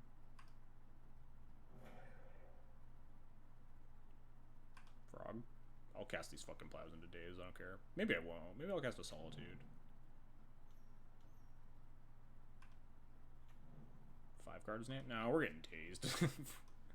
We're getting dazed 7 turns from now when we hit a land drop. I'm casting these plows. Oh, wow, that just fucking worked. Land! Oh, well, alright. Not a land, but very good. Maybe better than a land. Wow, what a fucking jerk. If only they had plowed my, or forced my plow. Yeah, it's fine. Oh, shit. Dead. Force, force, force, force, force, force, force, force. Oh, that's fine.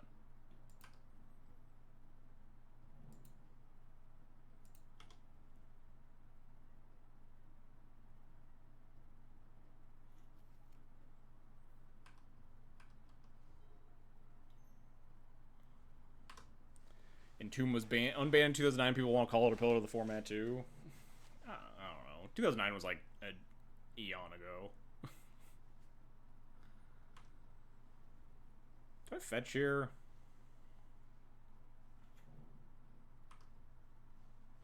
I think I just have to fetch Surveil Land here because I just mill literally every card in my deck that isn't a 3rd land. So just 2 looks at land 3 so I can start casting spells. atrocious if I get wastelanded.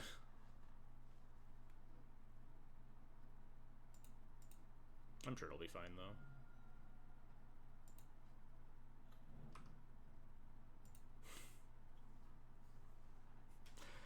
Every single spell that isn't... Every single card in my deck that doesn't land. Every single card in my deck that doesn't land. Our hand has 2 Solitudes. We can mill this.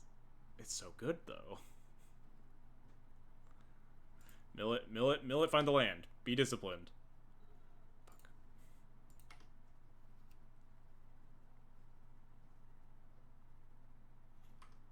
I think I wouldn't have fetched, though. You don't want to hit land... we don't have to hit land 3 right there.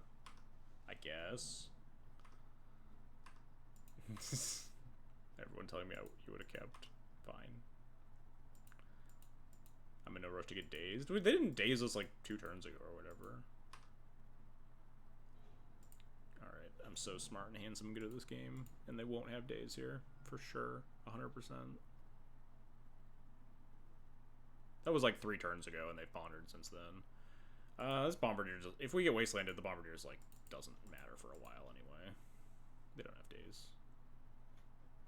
They didn't have days. Look at that. Look at how smart and handsome and thin I am, chat. Hey, dog, get down. Get. Get out of here. Quit being a brat.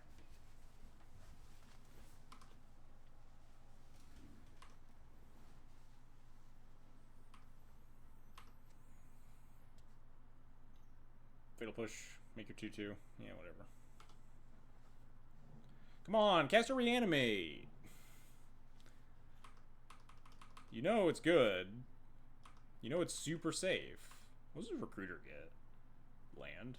Oh no, my Witch Enchanter! It's already gone.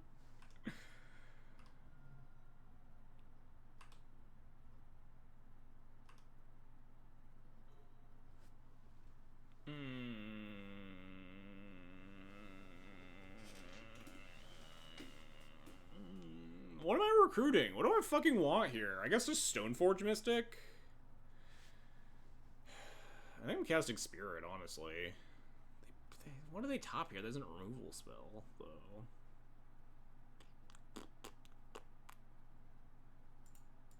But Spirit.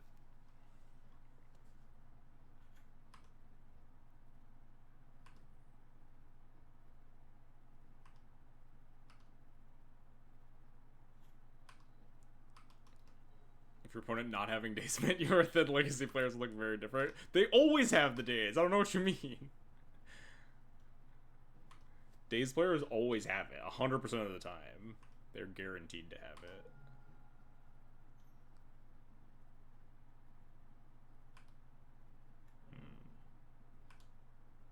I guess we're Bombardier Solituding this turn.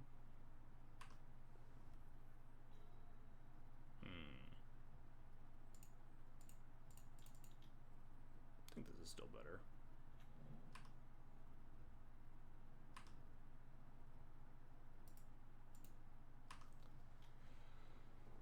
I guess I can... They're not allowed to block, so...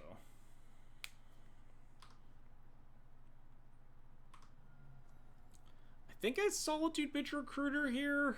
Maybe I Solitude Bitch Solitude. We have Blast in hand as backup.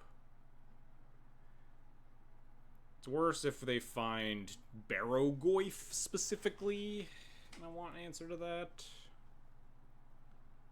The other question is, I guess, am I hitting them in the face or killing them? I gotta hit them in the face, right? I'm pitch this recruiter.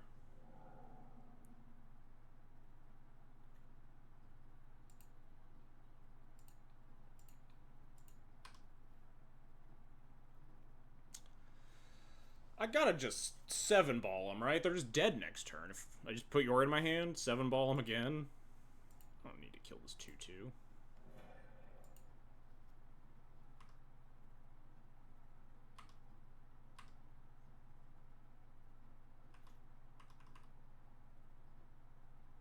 Oh, the Metamorphosis Fanatic. This is like the literal first time I've had this card cast against me.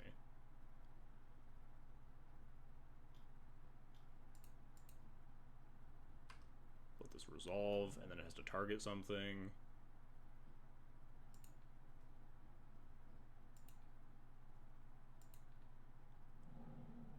I don't even wanted to target my Solitude. there, actually, but... Whoops.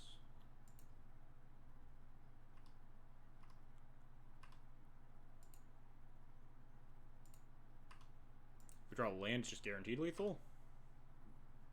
Right? Or a white card, I guess. Is this guaranteed lethal? We attack both. They double block. We solitude the...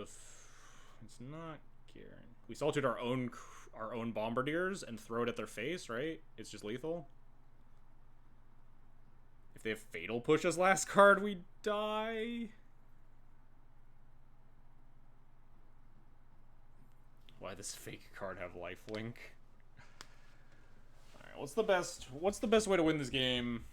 There's no way their last card is fatal push, but like, is there a way to get lethal here? We could blast the illusion token, attack just bombardiers, and then solitude? Yeah, that's better. Attack bombardiers first. Then before blocks, rev the illusion token. Alright, oh god, there's a raid happening as I'm trying to figure out how to line up this play. That, like, very clearly doesn't matter.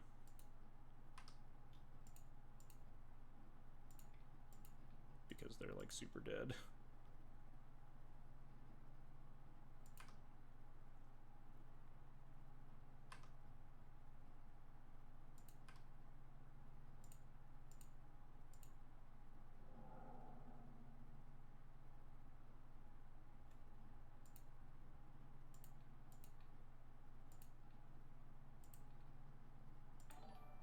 Bang. There we go. Alright, figured it out. Hey, thanks for the raid, DMV Legacy League. Appreciated.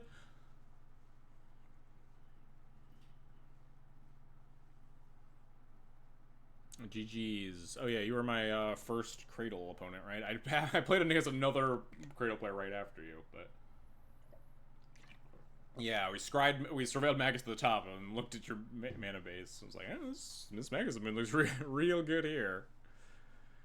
Good games earlier.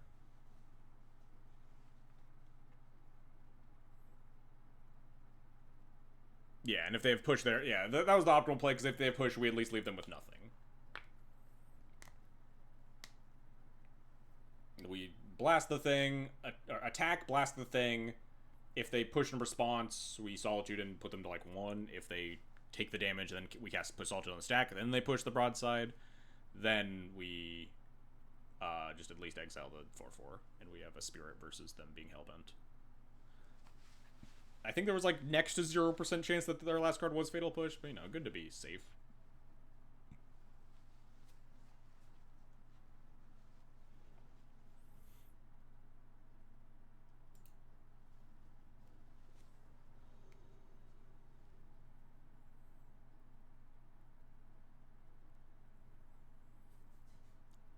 And then we have a game 3 to worry about. I hate these hands so much. God, I hate these hands. This is like so good against Frog and so bad against my opponent casting the reanimate bullshit. I've gotten the feeling that people have been shaving the reanimate stuff more versus DNT in the post-grief world. It's just harder to get through the hate, but like, I feel like they shouldn't be. Just top deck Macabre. GG easy. I think this hand's like too good against enough of their range. And you just eat shit to Fasten Tomb. We like also just have, we don't get wastelanded unless we really want to surveil, which I very well might. Now we almost assuredly want to surveil on turn 2 because we just have like Plains Mountain lined up already.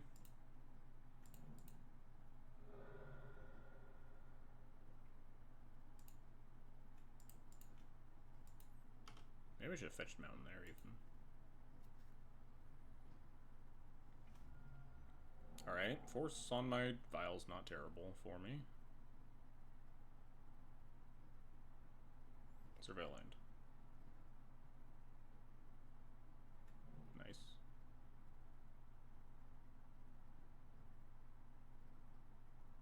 mill Entomb. That's good for me, I hope. It could be bad for me. It could mean that they have an Entomb in their hand.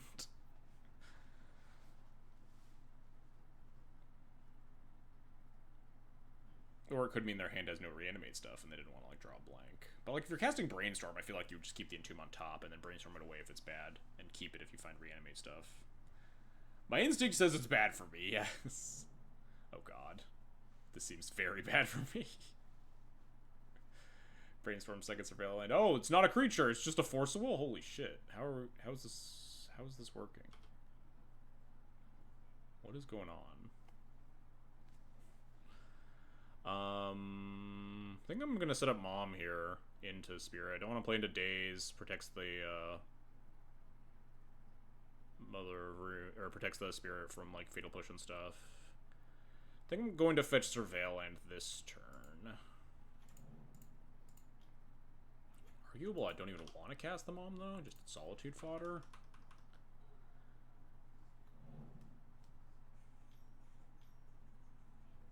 This is like.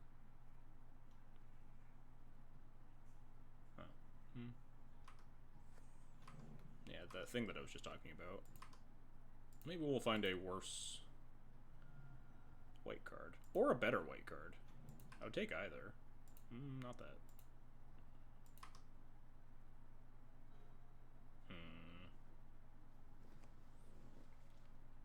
3 cards in hand. My opponent has done nothing.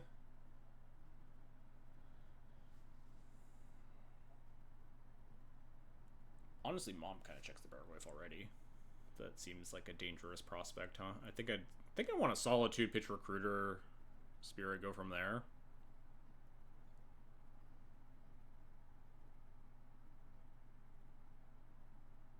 Pitching the Recruiter, like, kind of blows, because I want the Recruiter to try to stabilize this game, but if they don't have Force of Will...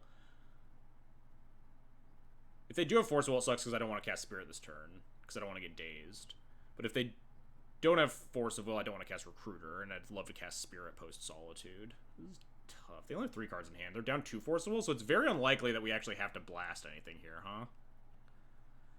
So we want to cast the Spirit.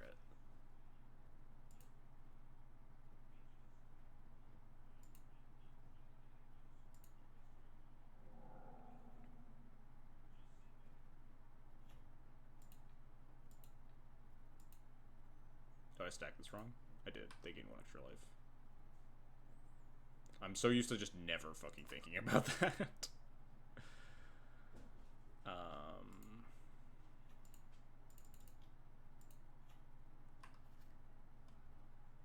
Can we keep logging with Bomb? We could, yeah, but that's worse against, like, a Fatal Push, right?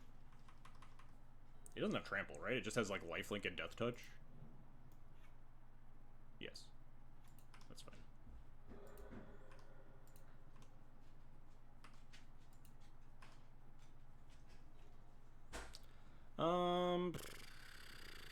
Fetch Mountain, add Yorion to hand.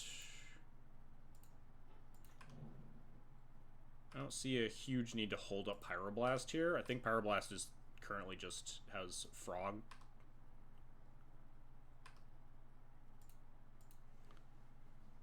Written all over it. Yeah, basically what Acolyte said.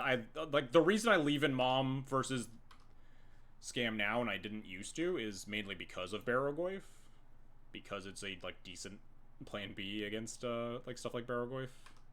And their stuff is a little bit easier to block when there's, like, less griefs. Less bullshit with Menace around. So it is, like, it's a Barrowgoyf contingency plan, but it's not what I want to do.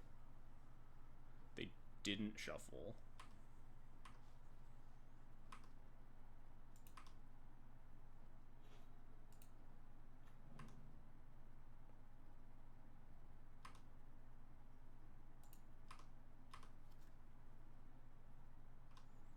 Also board cards in against D&T because they have tech.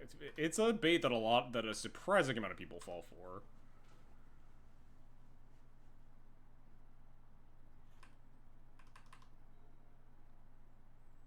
Just thinking about casting Hill Giant there. Because I do kind of need to kill my opponent.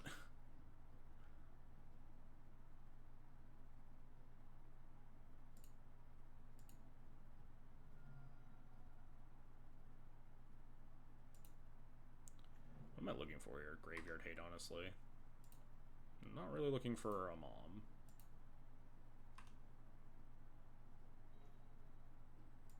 Also not really looking for an Aether Vial. But I'll cast it.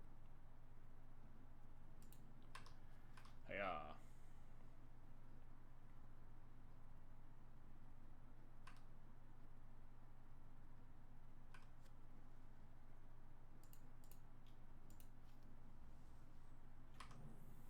I think the only cards that I'm I guess they don't really have a lot of good blue cards because I have Spirit in play. I was thinking the only cards that I'm blasting are probably like...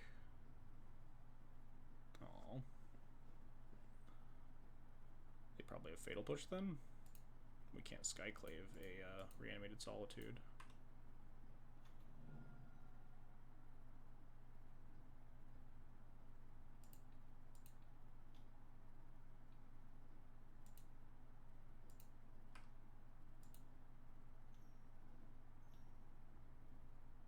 This is fine. I could counter it so they can't discard a card, but I think I just want to Skyclave it, right?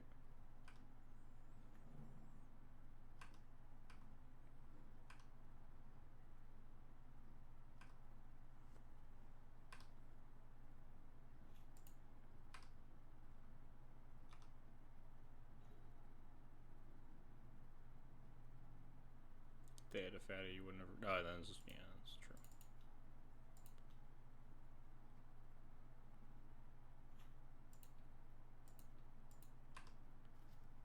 I'm allowed to attack, right? If they had a removal spell, they would have cast it? If they block, I just pro white again? Maybe they have another reanimate spell after that? But then we just, like, take over the game with Recruiter plus Sash?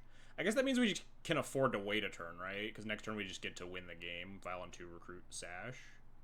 And then we're just super safe. So we just don't want to expose the Spirit to anything weird. They're at 8, though.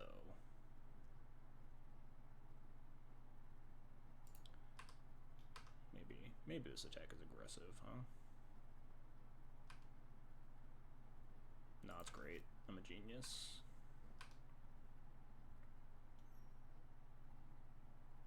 Yeah, sure. Seems worse than, like, trying to cast that card, but okay.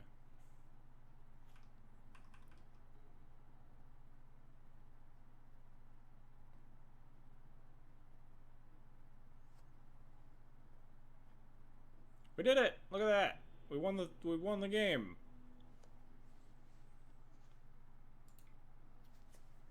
Anyway, I'm gonna do a quick restroom break, and while I'm gone, let's break out these shiny new October MTG creator codes. Would have lost if the opponent didn't know that too. Yeah, almost assuredly.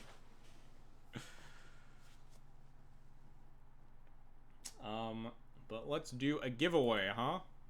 Giving away 120 play points. Where's my little title? It's not Jamie. The code word is not Jamie anymore. What's our code word for today? A little confused by the no shuffle ponder in their last card turns later ended up being troll. I was not. I'll be perfectly honest. I completely stopped tracking the ponder after I acknowledged that they chose not to shuffle, and then like, oh, it's gotta be Chainsaw. With Breakers is right. It's over. It's Chainsaw. Chainsaw was like so sweet in our first 2 matches. Alright. Don't type it yet. I need to set up the giveaway. Exclamation point giveaway. Chainsaw. There we go. Type Chainsaw in chat. Enter a giveaway for 120 play points courtesy of the fine folks over at Daybreak and Magic Online. Get your chainsaws in while I run to the bathroom, and we will end the giveaway right after that. Hey, Dr. Catkin, thanks for the follow. And also, Nyarlaz, I missed that follow. I think it was during that raid. Appreciated as well. Shout out again to DMV Legacy League. Always nice to see other Legacy streamers around. Anyway, stop vamping.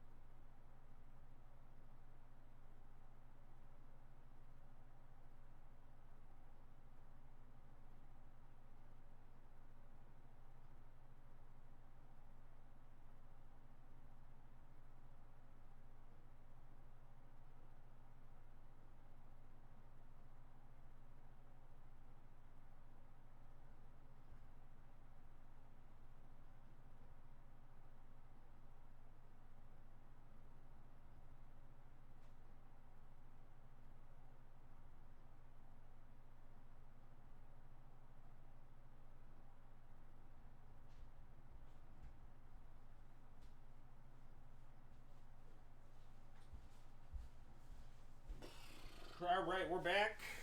Lots of people getting in the chainsaws. If I ban the other chatters, will it still let them win the giveaway? I don't know the answer to that, and I hope I don't need that answered. Alright, get your last chainsaws in. I'll give it a little bit of a buffer here. Type chainsaw in chat. Get your 120 play points. First one for the new month. You should let me do it for science. There's a lot of chainsaws in chat. I don't think we should ban them all just to test your theory. Let's all right, end the giveaway, huh? Giveaway. Let's see who won. Okay, wow, rigged. Okay, you've won one of mine before, right? Here's the second one. I think Eric's won one. Get rid of the title. I remembered one in every 5 streams. Whisper. Oh, I see my previous Whisper history. I sent you a code. It was, yeah, almost exactly a month ago. It was... There you go. Ah, cat. It was probably the first stream of September as well. Definitely rigged. I actually give the first playpoint code of every month to Eric. In exchange, he gives me all the good D&T deck lists that I blatantly steal.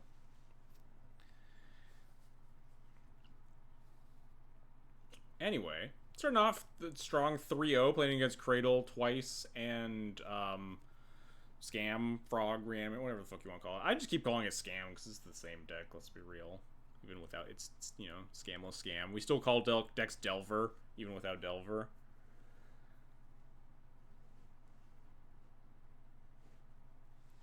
You shove a chainsaw to chest, it is a sign. Chainsaw is so sick. I love Chainsaw, it's so nice. It is a little awkward that it's not super good against Frog. But it's so good against so many other things. Call them days. Call them tempo. I have been calling the blue-black deck tempo because it doesn't feel like a Delver deck. I don't know.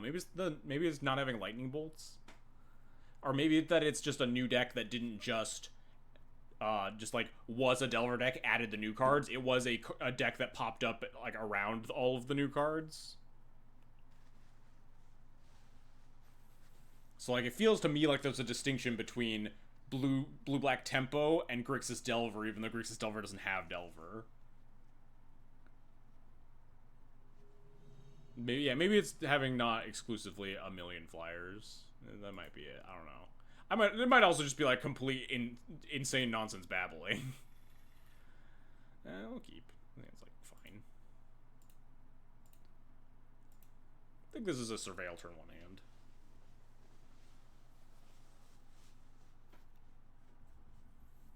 What am I looking for if I Surveil, though? We have 4 lands, just, like, spells? Any spell? Because it depends a little bit on what my opponent's doing. I don't have to Surveil, either. I could just untap, cast the Spirit. It was probably worth playing Marsh Flats, saying go. Yeah, it was Delver when Ragavan was legal, even though it was, like, Rag, DRC, Murktide.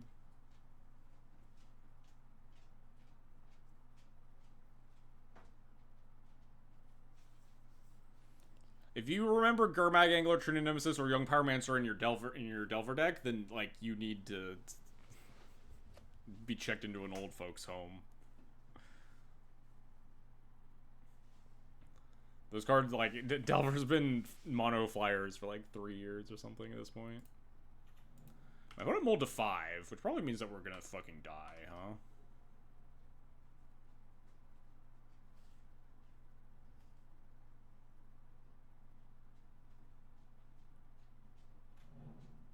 Tropical Island. Silver. Huh? Is this like Nadu? Nadu Elves or Nadu Zenith would both play Safekeeper. It's kind of awkward because against Nadu Elves, I don't want to cast the Spirit, I want to pitch it. 40 isn't old enough for them to take me in. I'm sure they'll make an exception. Just start talking about Canadian threshold.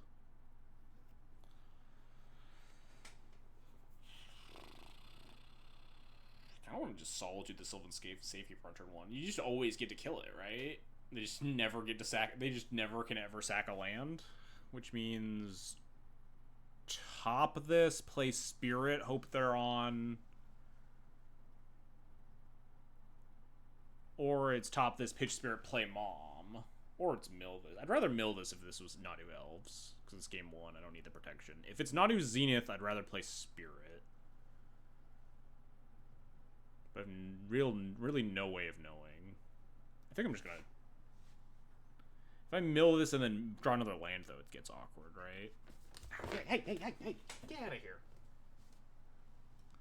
Just ask them what versions they're on. Yeah, I think I just need to top this and then pitch it and then play Spirit.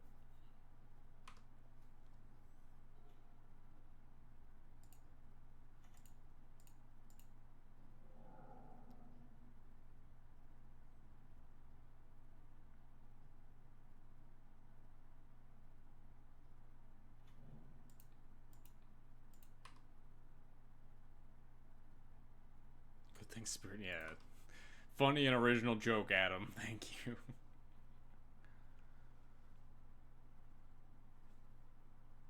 Was it dog? Yes, it was dog. But she's gone now.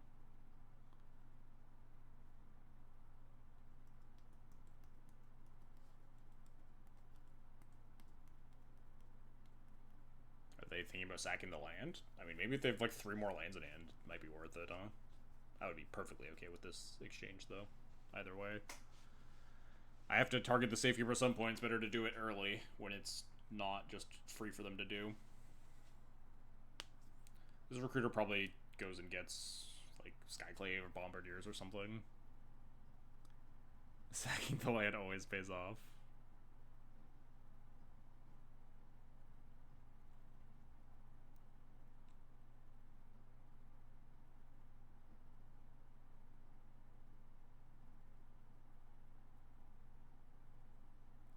Sacking land to protect turn 1 Safekeeper feels a little bit dangerous, huh?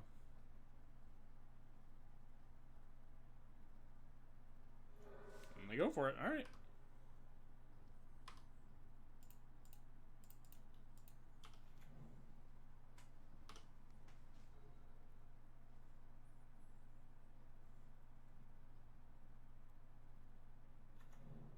Windswept Heath probably means elves more than Zenith.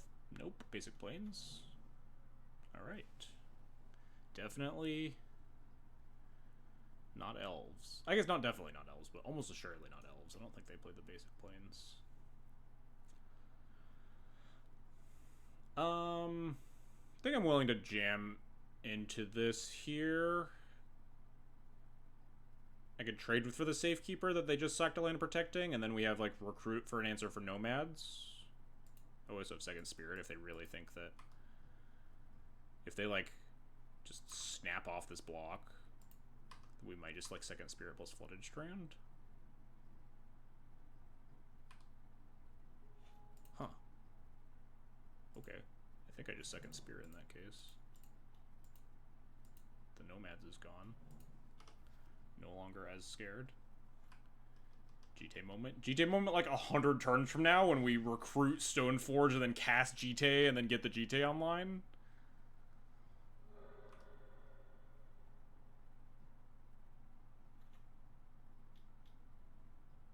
Green Sun for 1. Get like a halfling.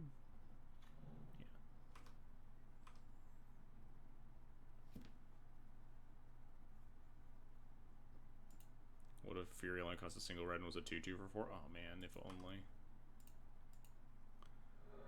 Society AF, huh? Let's find... not that.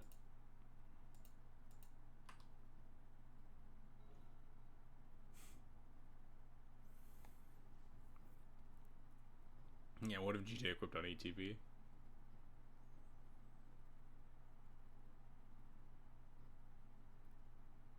Good deck build.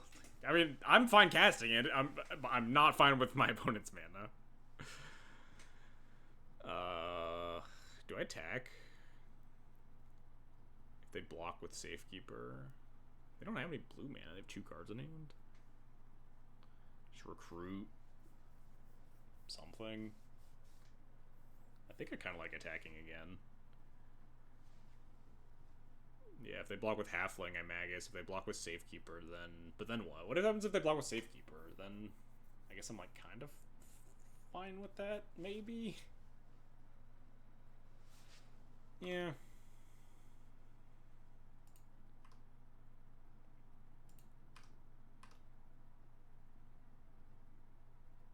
Sure. Just take the 3.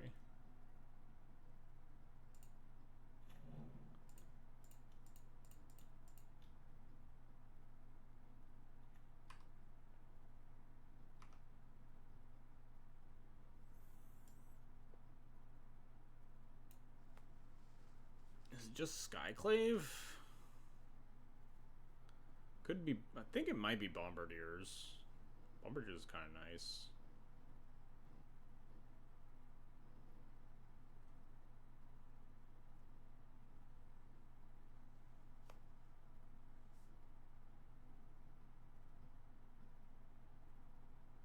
Double down with the Magus. You guys have the worst fucking ideas today, huh? Bombardier is a little bit more loose because it plays into removal spells that my opponent hasn't really had a reason to cast. Skyclave's worse if I am in a position where I really want to cast Magus next turn. Skyclave's also worse because it's only usable once, right? They only have 2 cards in it. I think I'm just gonna get Bombardiers.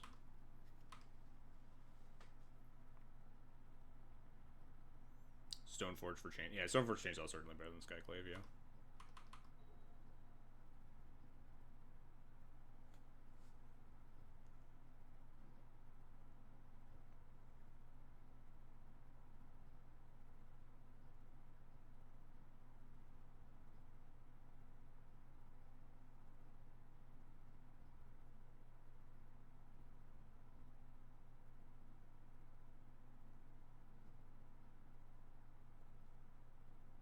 I like how unhelpful his Krakus is.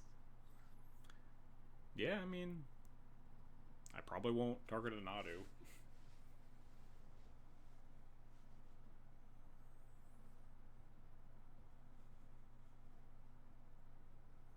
Plans probably just try to kill this Halfling over and over again until it dies, then blip in them. Throw the Recruiter at the Halfling. Might just be able to fucking kill them at that point, though. Terrifying.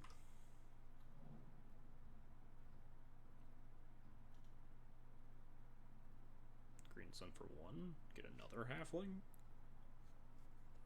It's getting a little ugly, huh?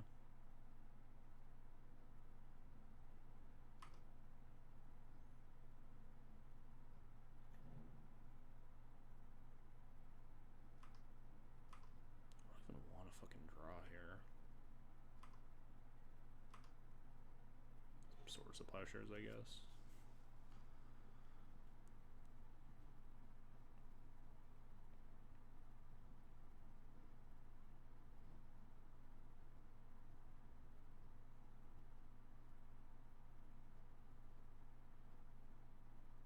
Their last card is surely another Green Sun Zenith. Well, I mean, I get to kill something this turn. Imagine if we had Exocrine here. Bro, I don't even know what Oh, no, I do know what Exocrine does. It wouldn't kill the Nomads, notably, but it would kill the rest of their shit.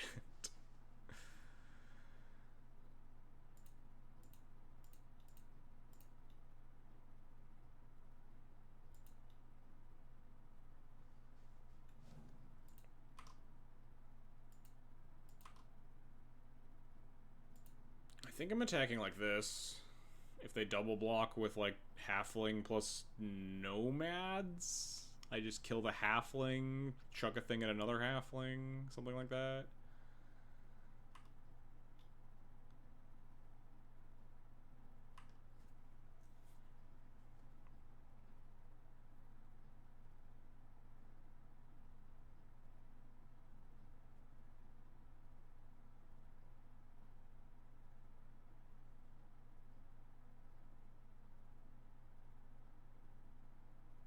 If they just, take it for some reason, I'm tempted to go face. They just go to 5, right? And then we just have lethal? They just assuredly don't have Nadu or Green Sun Zenith as the last card, right? Fuck. I didn't expect to get this far.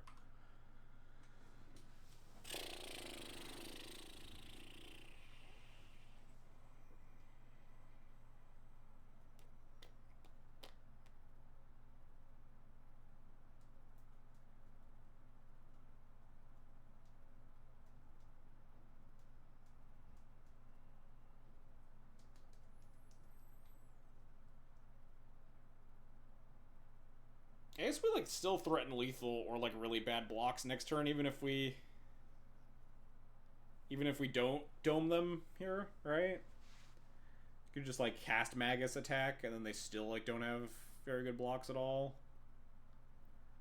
And it's more worth shooting a halfling to try to keep them off of fucking killing me. This is tough. I didn't really think I was gonna get this far in this game. I guess they did mull to 5. I should say they probably didn't expect to get this far in this game. Killing the nomads is bad because they can just redirect all the damage to the safekeeper or something, right? And they don't sack a land. So I need to target a halfling basically if I want to do anything productive. I think that's my choice.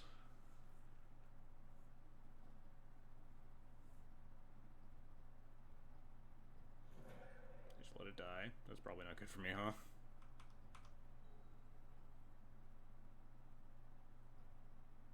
Oh, we did it! We just sat there and thought a lot, and then they didn't have it.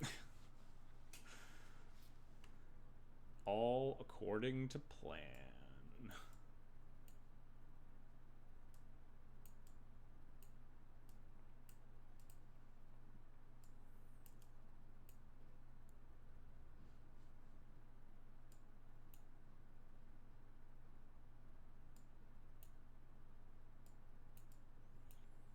Everyone remember this day. I wonder what they had in hand. Probably just some sort of blank. Maybe just like a cantrip or something. That was just turned off the whole game by the spirits. So they just like didn't fetch in a way that they wanted to cast it. They fetched in a way that like was better against Wasteland. And they were just trying to top deck the Nadu that turn. What about last cuts? Cage. Do you like Cage versus this deck? I kind of don't. It's like exactly 4 Green Suns. The only cards it turns off.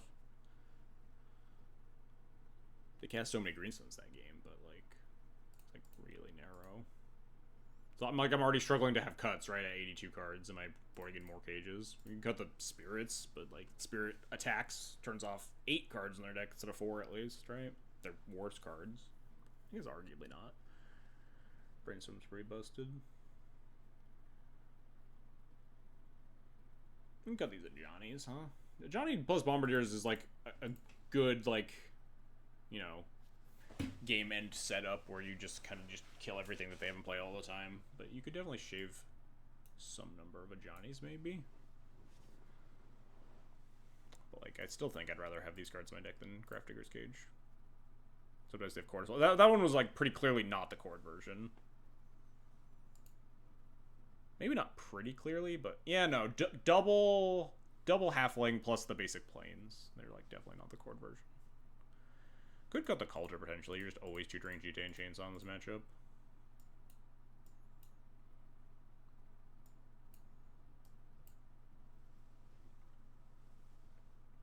Seems okay. Cut one of Johnny. Johnny is kind of bad, except with Bombardiers or Chainsaw. This hand is slow and lacks good interaction, but it does have a Johnny and a Broadside Bombardiers, so who knows if we can keep it.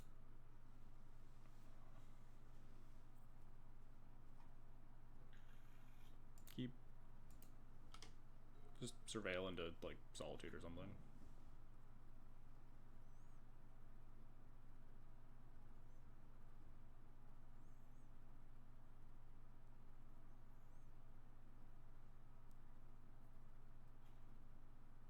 Ooh, spicy.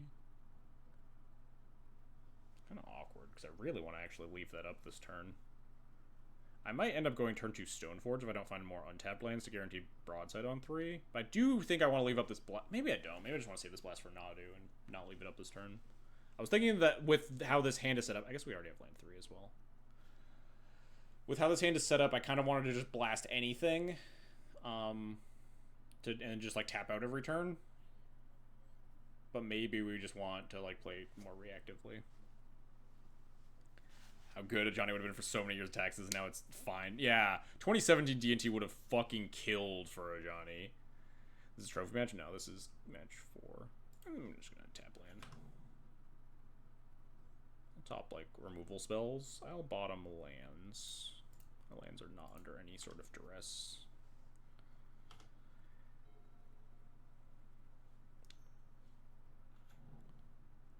It's kind of annoying.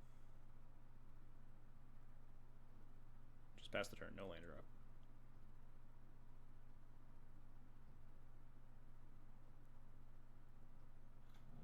Dang.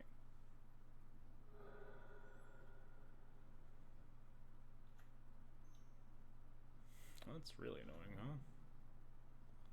Glad I didn't leave a Pyroblast that turn, huh? I think we just kind of need to go in on the Ajani Broadside plan here.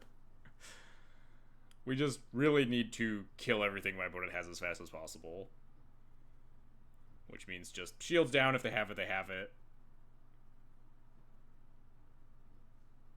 Also, if they have Plow, my plan is a lot worse, but you know.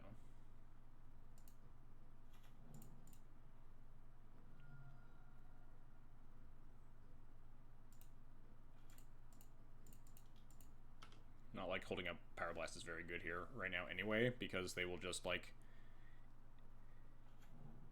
if they have Nomads Nadu, they will just cast Nomads and then cast Uncounterable Nadu, and then they draw 8 cards before I can blast, so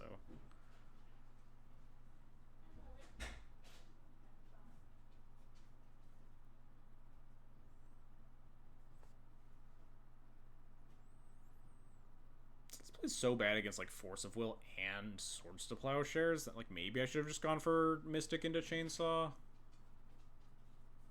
Dead? Are we dead? Are we dead? Are we dead? You can draw 16 cards? Just cast Uro instead. Oh, thank God, Leovold. Card's dog shit.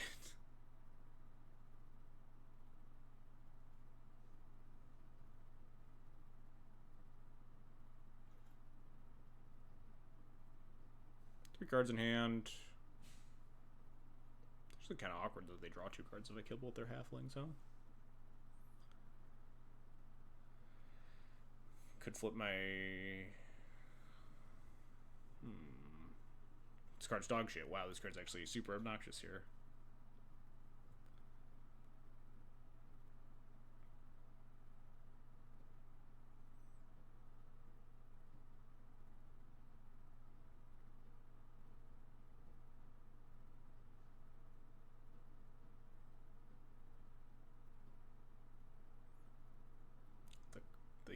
Caracas Leovold also really annoying.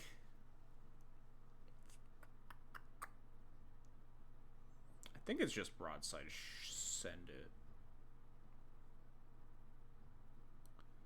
Sending it at what is the question? I might just start going face if this is their play on 4 cards.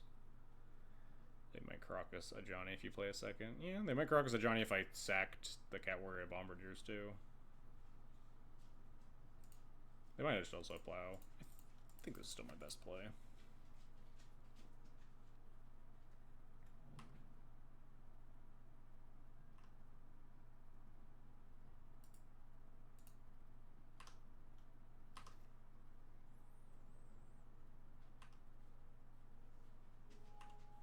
Oh, I can't actually send it at their face either, huh? Because then they still draw cards. I think I'm gonna trade a halfling for a card in their hand and then see if they Caracas, I guess.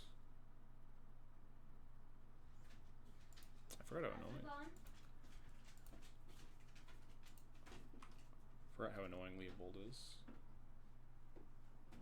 Are you winning, husband? This game is going okay.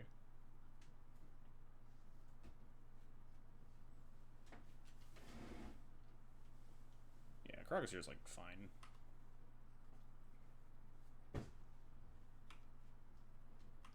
Kill their thing. Next turn we have a lot of options.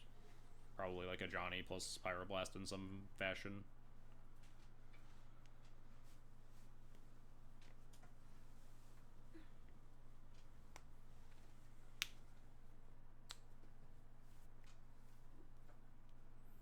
I like slowly getting these halflings off the board even at the exchange of cards, because then at least we can potentially have Pyroblast up for a Nadu. I might even just run back the same Gambit as last turn, a Johnny attack. Throw the halfling, get Crocus again, and not blast the Leovold. Give them so many cards that like force a will the blast. There's also like there's not a lot of cleaner ways to deal with Crocus Leo here.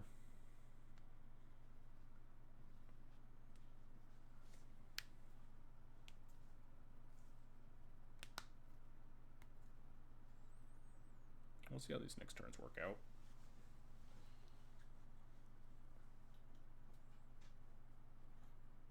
Nope. Yep. Nope. Maybe.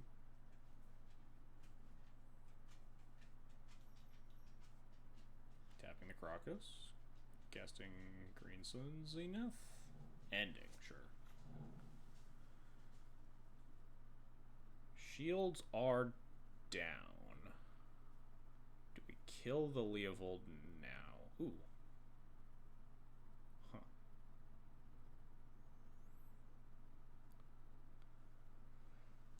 Three cards in hand currently. Blast Leo, Skyclave Halfling, but like Skyclave Halfling's not nearly as good when we're going down our blast. I could just Stoneforge Chainsaw Leo. And then next turn, like, 5th land, a Johnny, Bolt Halfling. No, then they have the Crocus up, so flipping the Ajani's not guaranteed.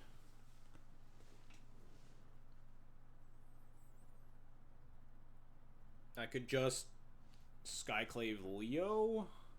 That leaves the Halfling in place. My Pyroblast doesn't do anything. Huh.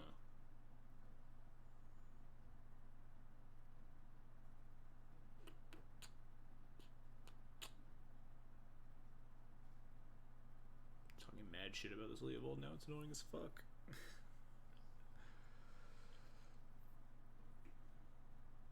I could like a Johnny plus ult the Ajani.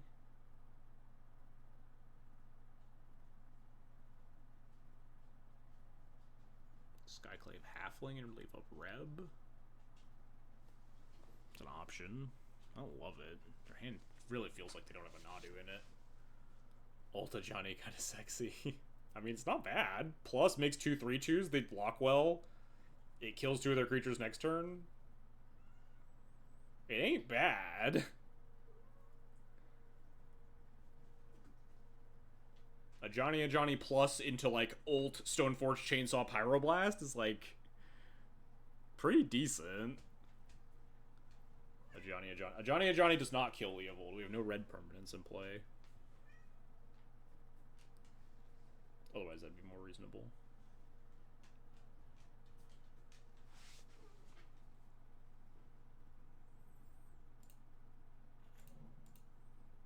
I think I kind of dig a Johnny plus. Their hand feels like they don't have anything. Or like, no, they don't have like the scary cards, or else they would be using them.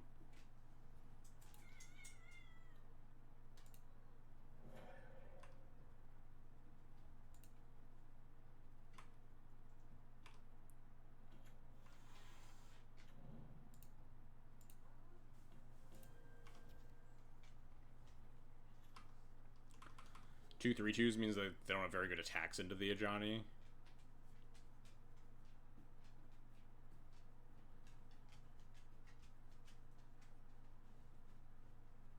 We also don't have to ult. We can like Stoneforge Chainsaw and 0 the Ajani if like the opportunity looks better. It probably won't, but you know.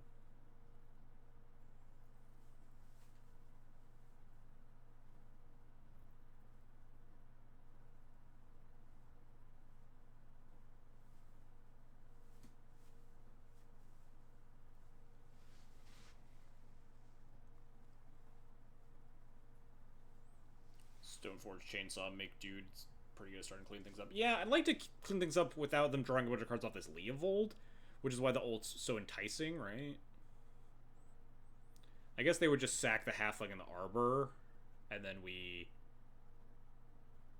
just chainsaw the Leo, and then they pick it up, and then we have Blast. We can blast on the way back down. They also couldn't cast the Leovold if they pick it back up, at least currently.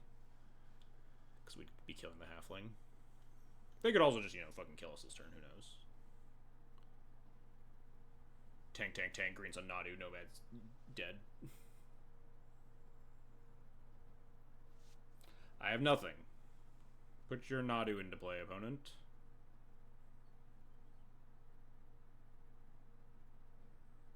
It's only fair after all the tanking we've done and having, like, best possibles. I guess that wasn't this game. That was more last game.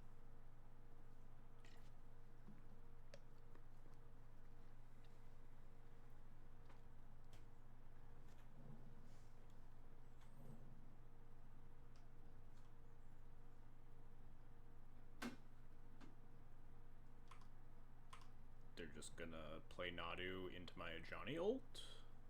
This seems extremely good for me.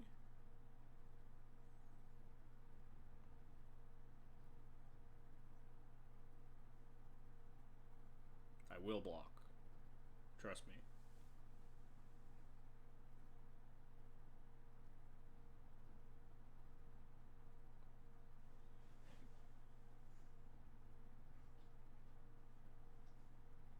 I'm snapping off that block, opponent. Alright, well, this Wasteland also makes things very good for me. If they keep the Nadu, now we get to just Wasteland it and then kill the Nadu. Alright, well.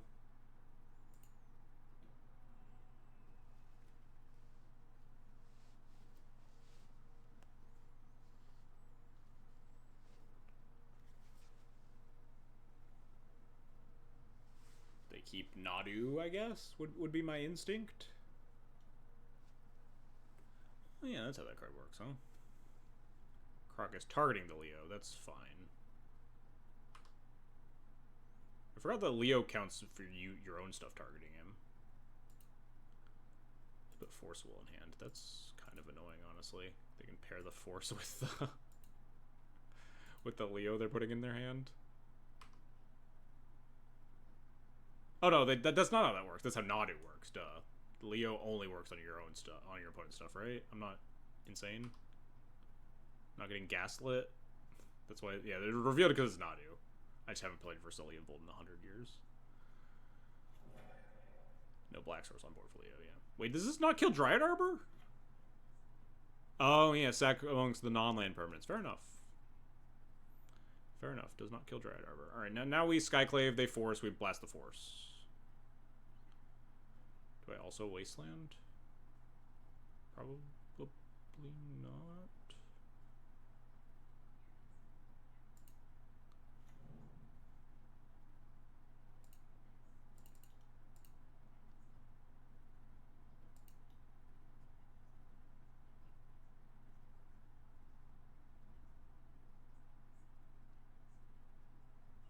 Yes, Wasteland?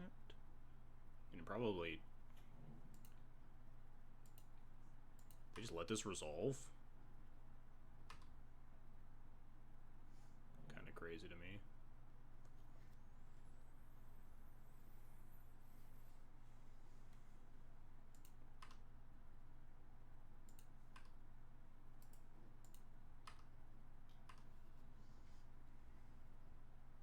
I don't want to send the Dryad Arbor with how I'm attacking now. Because they could potentially, like, find a removal spell for this Skyclave and attack down the Ajani and kill it. Like, does Wasteland in the Caracas matter? I don't even care that much if they replay the Leovold. If they have, like... Their hand is Forest, Brainstorm, Leovold, 2 unknowns. If they go, like, land, Leo, I blast it, they force back... We just, like, fucking kill them, right?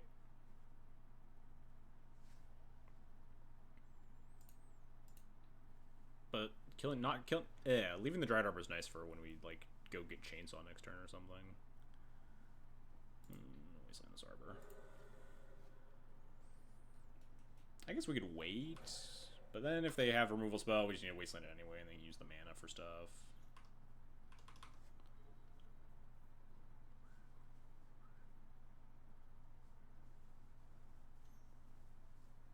I will not blast this Brainstorm, I don't think.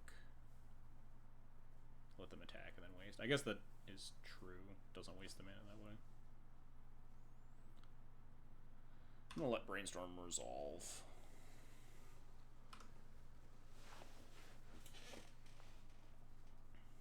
Might just shuffle away the Leo here, who knows?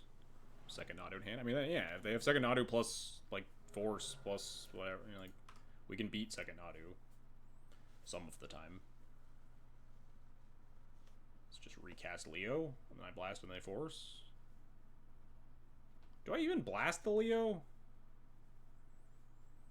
I kind of want a red permanent, which means I want to get the force out of their hand, which means I do blast.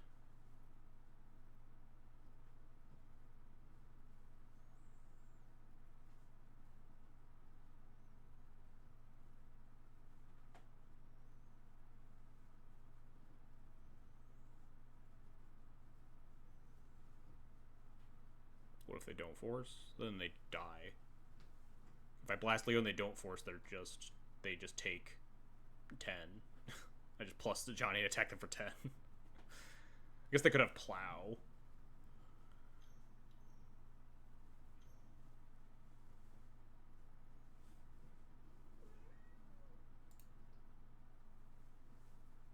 Can I let this resolve and hold the force for my Stoneforge?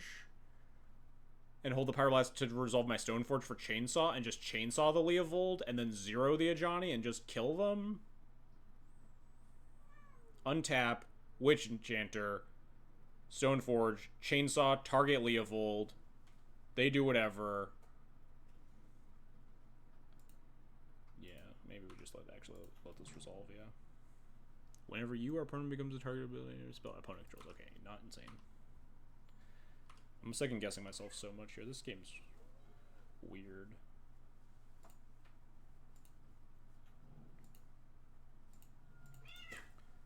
Chainsaw time. Just like letting all my shit resolve. This is really weird.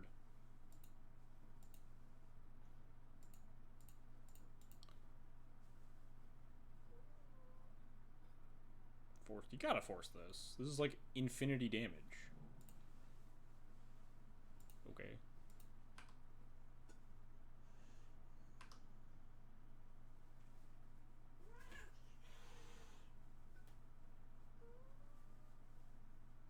Krogset, come on.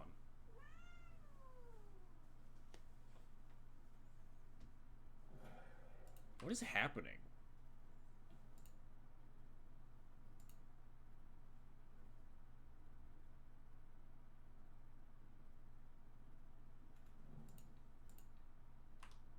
Did they, like, forget about the Ajani flavor text? Did they shuffle away the Force of Will? Bizarre game. Not really sure how that one worked out for us, but it did. Was that your last match? No, we got one more. Okay. Playing for the trophy. I don't have a bedtime anymore, so I don't really care how long the stream goes. We're making good time. It's 10:30. We usually wrap up around 11. That's true, but I used to go to sleep around 10:30. Now I don't need to. Paid actors. Yeah, I feel like that those last turns worked out extremely peculiarly. I think they might have not paid attention to the Ajani ult on that turn, but then the following turn was also weird. I don't know. No, we'll move on. We take those. Ajani was fucking showing up clutch though. I think the double Ajani play on like turn 4 or whatever was really good. The play for ult just shields down on a turn. Not sure they really had any outs. They could have lived a turn with like a couple of different decisions. Like maybe not at that point. If they had like a plow, maybe you don't pick up the Leovold because you're trying to top deck plow to live for a turn by plowing the Skyclave and then chump blocking one of the. I guess not chump block and then trading with like one of the attacking cats, something like that. But like, they should have like just forced the Stoneforge or the chainsaw to not get bolted in the face if they had the force. Maybe I don't know.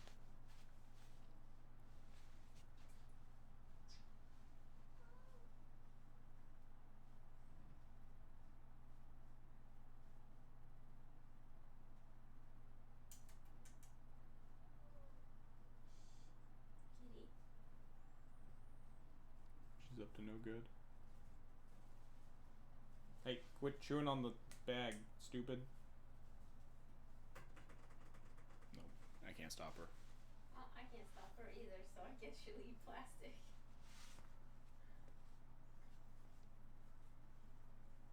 She's not the plastic eater in this house. Why is she like this way? Alright, final boss. Ratha Shira. We have lost our die roll. This hand is dog shit. That's why we have the mulligan button, though.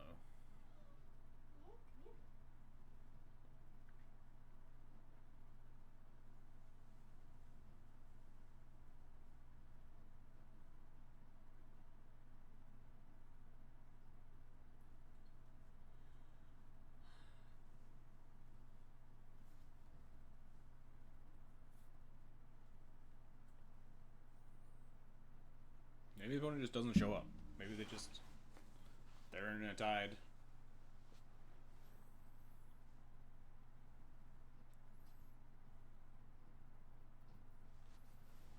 And then we just get the free 5-0. Another paid actor. In my experience, when my opponent doesn't show up for 3 minutes, they're just gonna like kill me with 15 minutes left on their clock because they're like just a turn 1 combo deck or whatever. They just like really drag it out. I lost a trophy the other day. It was on like Sunday maybe against an Eldrazi player who like didn't show up for 4 minutes and then was like clearly double queuing and was down like 15 minutes behind me on clock by the end of the match, and then they just like killed me because it was Eldrazi. Is that the one where we made a bet and you didn't? No, it was a different time. God, this they took long enough that I almost got distracted and clicked keep. This seems better. I'll bottom the Elegant Parlor. We can always just fetch Elegant Parlor if I want to surveil land. If you 5-0, how much credit do I deserve for taking the Doomsday matchup bullet for me? Are you in a league right now? You play against Doomsday? Well, it depends on if my opponent puts a Doomsday on the stack right here. Because if they do, it's your fault. You get 100% of the credit for me not 5-0ing. Oh, fuck. Eldrazi. That's not very good for my double Spirit of the Labyrinth hand. Oh, thank God. Moon Stompy. Oh, wait, what? Huh? Painter with this start? Huh? I'll fucking take it, man.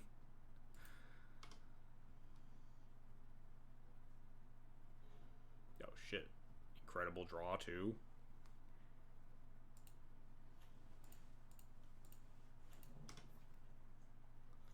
Those double strike beats. I'm like gonna solitude this. Probably not this turn, maybe next turn.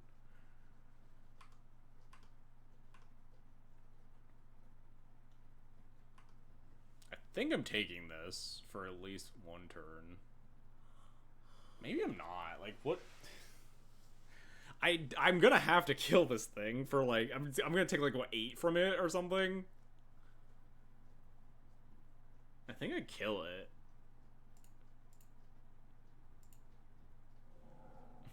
Pay 8.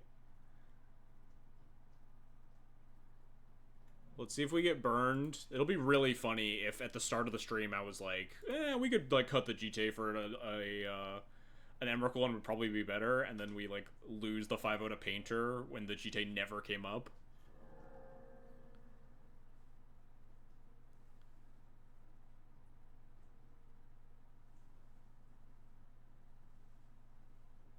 Discard 2 cards to not pay 8. Yeah, it's a reverse Sylvan Library. I hope they have another one. We could beat a 2nd one.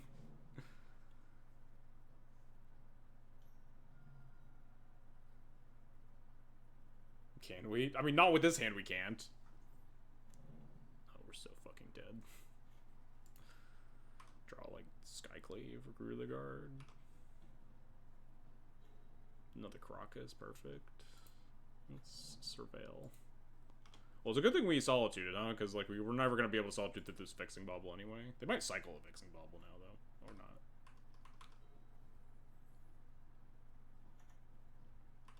We're so fucking dead. We're so unbelievably dead. Just unreal amounts of dead, huh? Please, let me find, like, Source of Plowshares. Get the these fucking Crocus. Get out of here, man. We don't need you.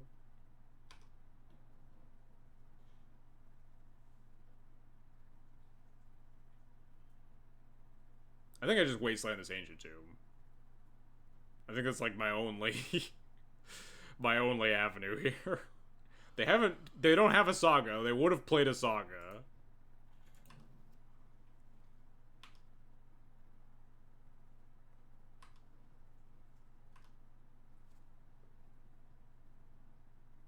Activate the Grindstone. Do it. Okay, sure. Cycle your thing, whatever.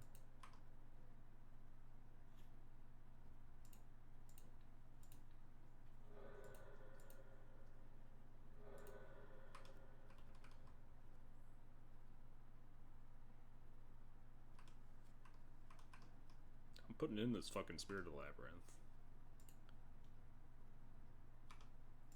It's beat down a clock. Or it's get bolted o'clock. Yeah, alright, sure. Fair enough. Skyclave? Recruiter the Guard?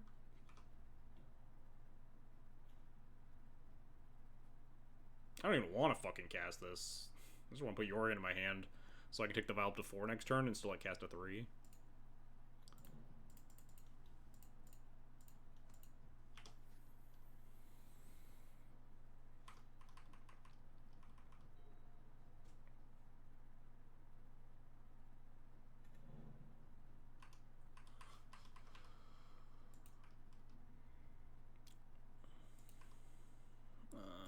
Recruiter the Guard for Witch Enchanter would be really good. Skyclave's still really good. Spirit of the Labyrinth is a card in my deck. Go get him, Tiger. I believe in you.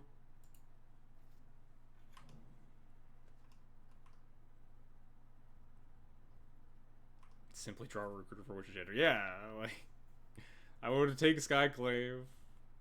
That's fine. Yep. Bolts. Yep. That's good. Good. Yep. Yep. Yep. This is all fine. Activate your Grindstone. Target yourself.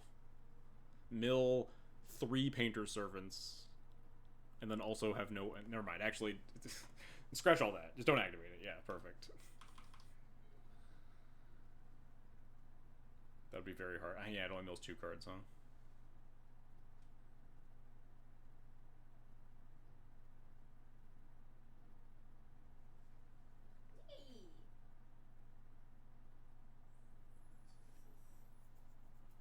Everything is fine. Mill all 8 goblins. Yes, mill all 8 goblins into 2 Painter Servants. Oh,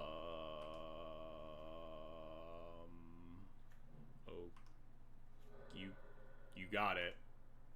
Sorcery speed, activate Grindstone, go.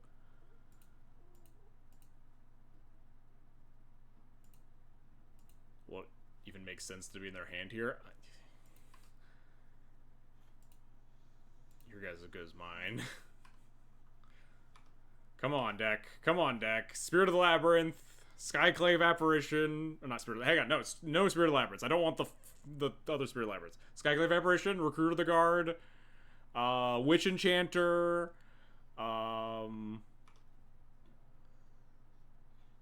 This fucking Giver of Runes. Sure.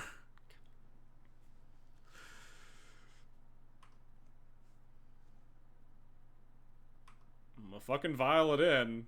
I'm gonna vial in this Yorion too.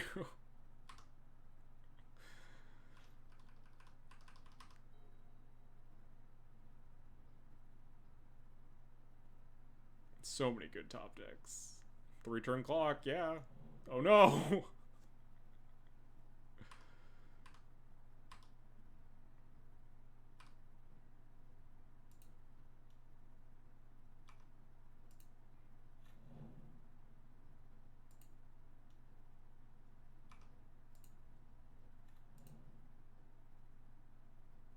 It's beatdown time.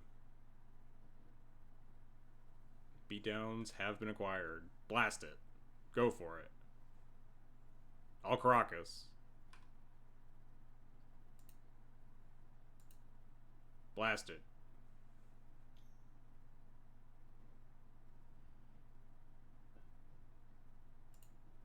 The last two cards are in double blast. It is. Alright, well, we might die to the Service of Saga now, huh?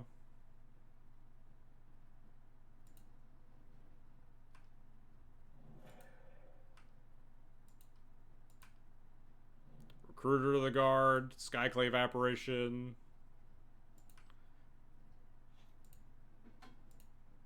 Stoneforge Mystic.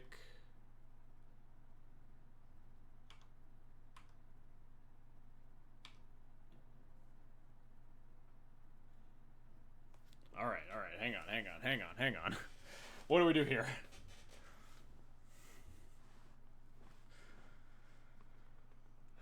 Awkwardly, my vowels are at the worst possible numbers for this recruiter right now. And we do need to kind of kill this Saga and our Yorion instead so we can't, like, flicker our whole board. Good time to cheat. Very helpful.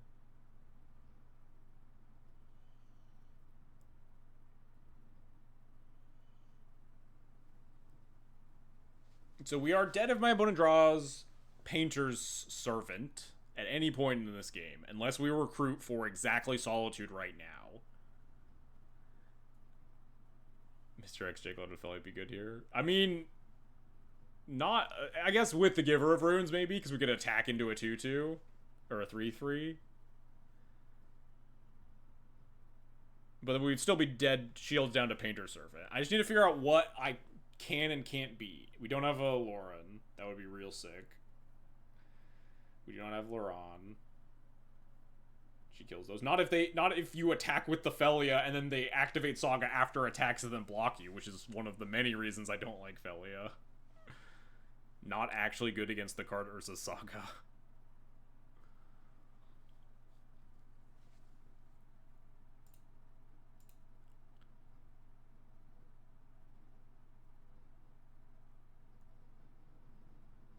Magus of the Moon doesn't do anything. Magus of the Moon just kills the Saga and puts them down on mana a little bit. Outer Magus of the Wrath of the Skies. What the fuck do we do here? I think all our 2s are bad. We could recruit Stoneforge, have Stoneforge Chainsaw up to beat... Safe Land, Solitude, Risky Line. Yeah, I think that's the risky line is Recruiter Chain. Recruiter for Recruiter.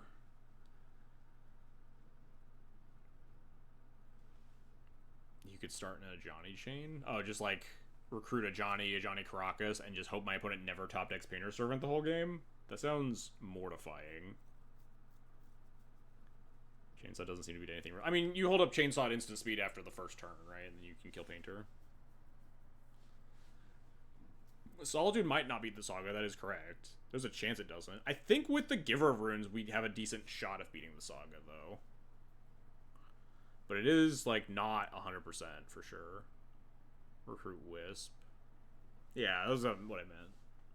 I said recruiter. I don't want to waste too much time here. Painter match doesn't go long. But, like, this is a high stakes match.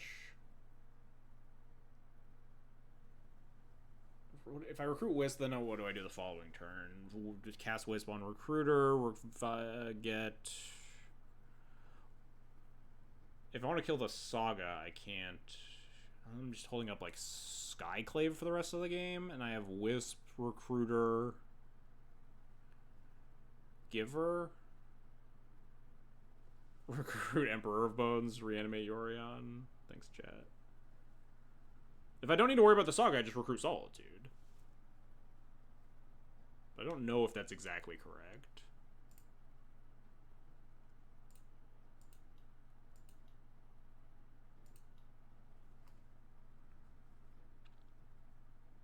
I mean, you don't need to remove it. Yeah, but you want to answer. We want to answer, like, the grind. It's just a matter. I think I have to go shields down here to have a shot.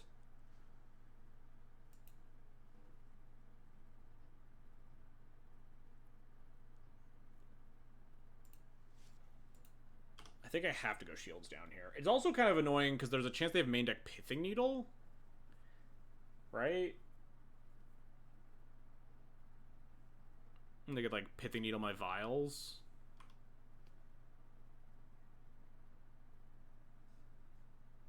Can you ignore 2 4/4s and whatever they fetch? Seems optimistic. We have a Giver Runes at play. It's not, like, not that optimistic. I think shields down here is correct. I think Solitude does not give us enough avenue. The answer might have been, like, don't put in Yorion last turn. Read that my opponent probably has just, like, 2 blasts in hand.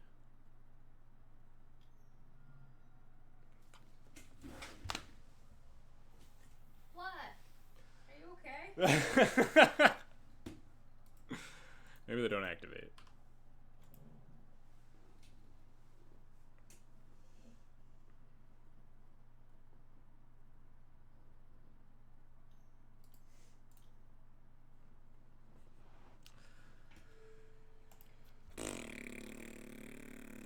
All that hemming and hawing, and then my opponent just top decks best possible. Alright, fair enough.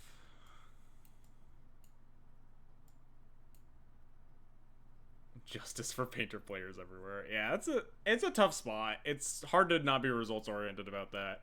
I don't like recruiting Solitude though.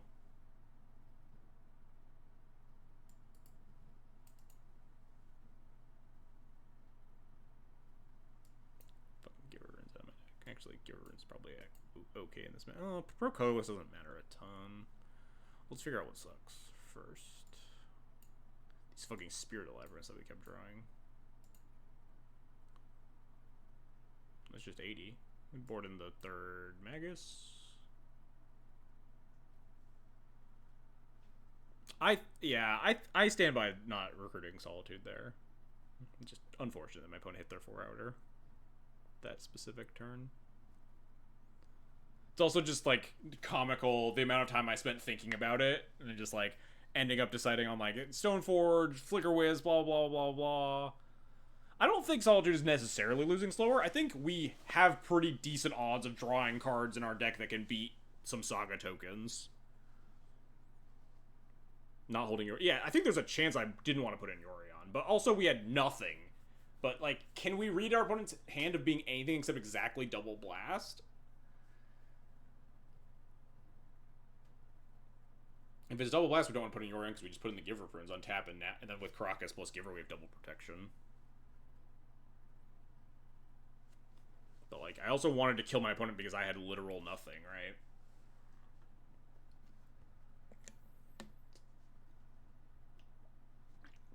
I may have wanted to slow down and decide whether, and, like, try to deduce if my opponent had anything besides Double Blast in their hand.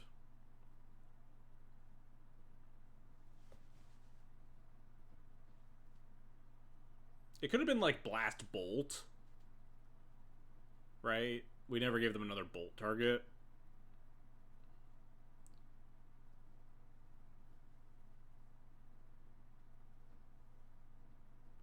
Do I want to cut anything for this 3rd Magus? Not really. Magus isn't super good against them. You just, like, kind of want some amount in your deck to answer Sagas in a pinch.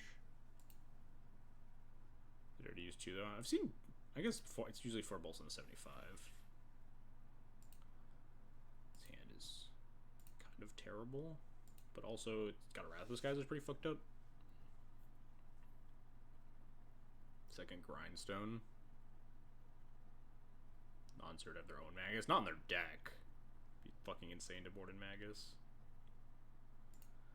Sneep. I think it's kind of close to a Sneep, honestly.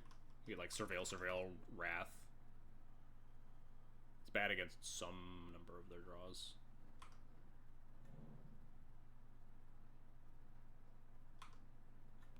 Board into Tess. What's happening? Might just fucking just Saga. Saga go. Saga go. Come on. Just Urza Saga pass the turn.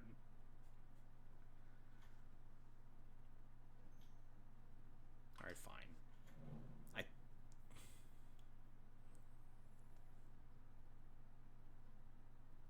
think I have to wait. Get the grindstone too.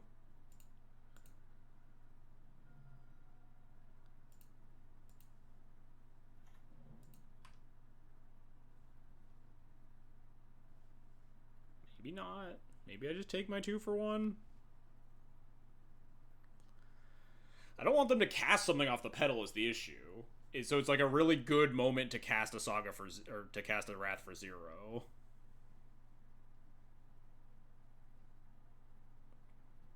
I think if you have Saga, you probably play it there, unless you're like very intentionally playing around. Anyway, this Sword Splash is great. I want to top deck that for sure. I think my hand is too poor to cast it. Is it better to kill like an Opal and a Grindstone after my opponent casts like a 3-drop next turn though? If it's Fable, you get the Goblin for free. These are all true statements.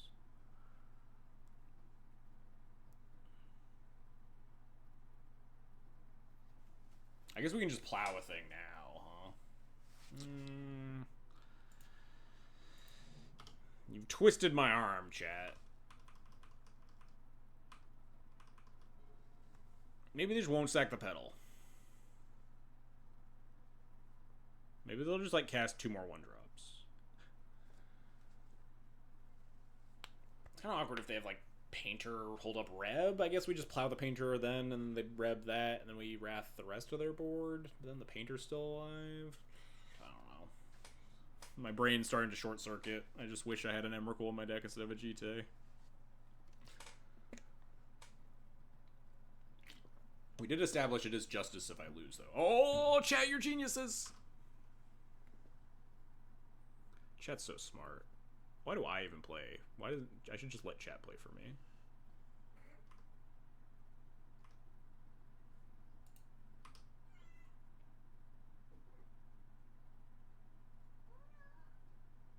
They just have no counterplay to this, right? Like,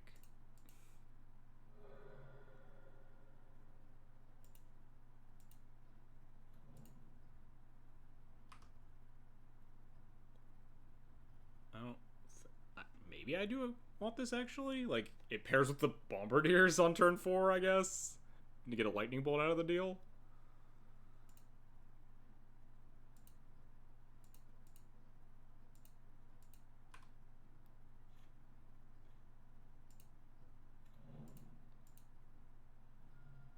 They can go right click conceded that my Wrath doesn't resolve. I guess that is fair, huh?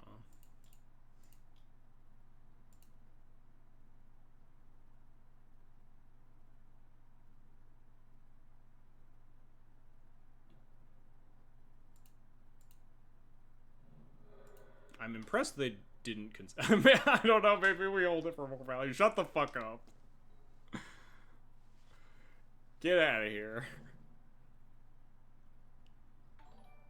Hey, coolest Raven, thanks for the follow, appreciated. Is this Fable? Spirit Guide. Pyrogoyf. Oh. I guess that's fine. I think I'm just gonna Mom plus Plow here. Play around like a removal spell or like a Fury or something. I got like Mom plus Wisp my Elegant Power. No, I want to kill this.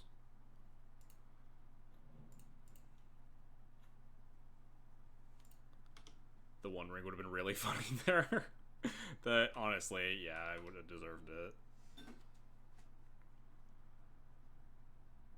Pyrogoyf in Painter's a little peculiar, huh? Sick. No thanks. NTY.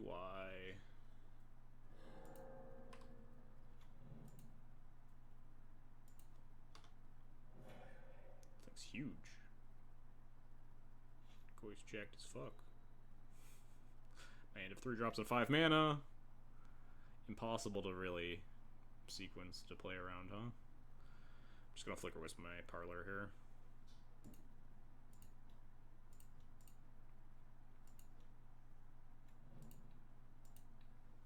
Do we still lose this game? Probably not.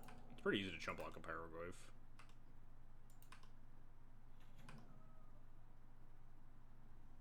That's a pretty decent way to chump block a Pyroglyph, huh? Did I not play my lands, chat? I didn't. Oh well. I think I'm gonna top this and it doesn't matter.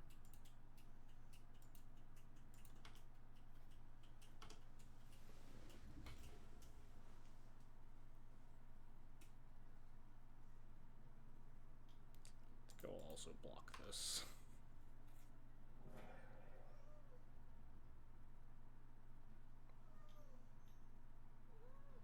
Wow, my opponent. We're gonna fucking lose after we had like the fucking god start here, huh?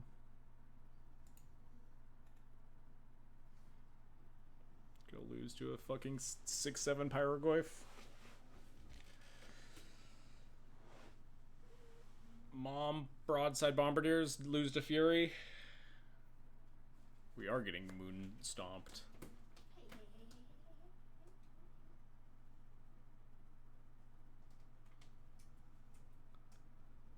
We could kill the Goblin Shaman, go to 7. We could simply draw Solitude or Swords to Plowshares or Skyclave Apparition or Stoneforge Mystic, honestly, is probably good enough. Just trying to figure out how the best to live here. I think it's kill the Goblin Shaman with the Mom here.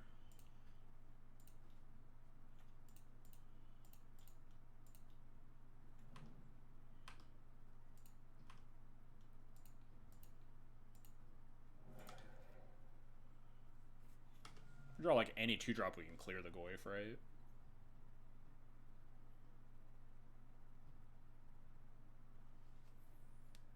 Hey, FL Legacy Club, thanks for the raid, appreciated. We could also just like die to 3rd Pyroglyph, you know, take 18 or whatever.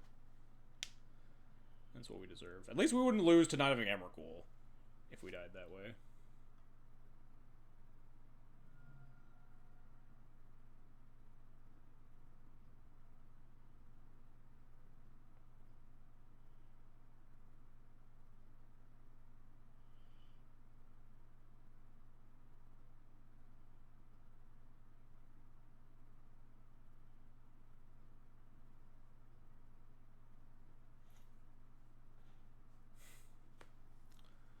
Of course.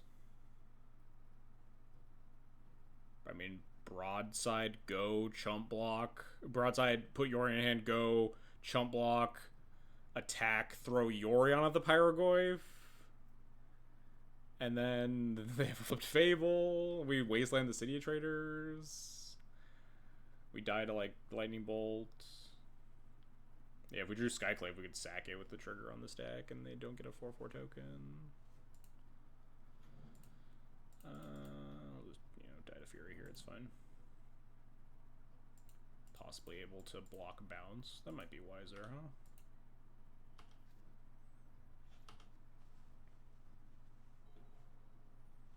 Maybe not. No, because then we just die to do it. If we're not killing either of these, we're just going to die to Reflection, target Pyroglyph. No Fury.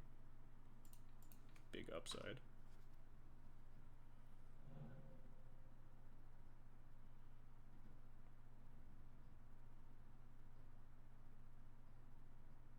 I think the damage is free since Bolt kills you either way.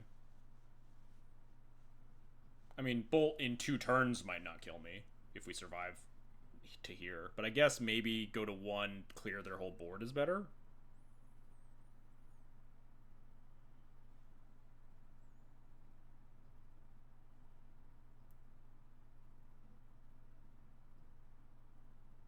We'll just top deck Swords to Plowshares, it's fine.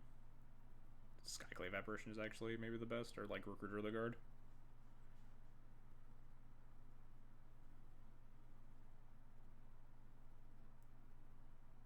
second Wrath of the Skies. I can't believe we're gonna lose this fucking unlosable fucking game with the Wrath of the Skies. Damn. It do be like that sometimes. The gods are conspiring against me. The painter top deck into this. I'm fine with if we lose to this. I feel pretty good about myself. Should I held for more value? Yeah, truly.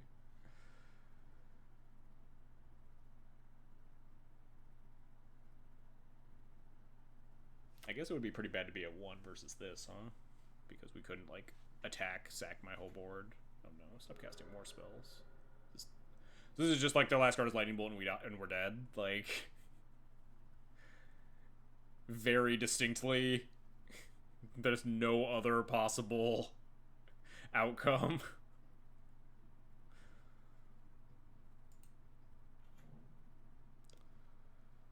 Or the last card is like Pyroblast and we're also dead.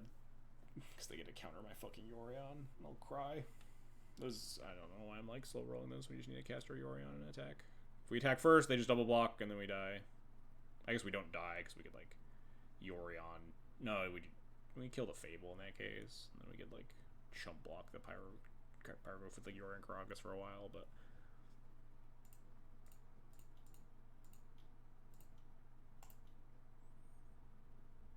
I'll hold up Wasteland in case of.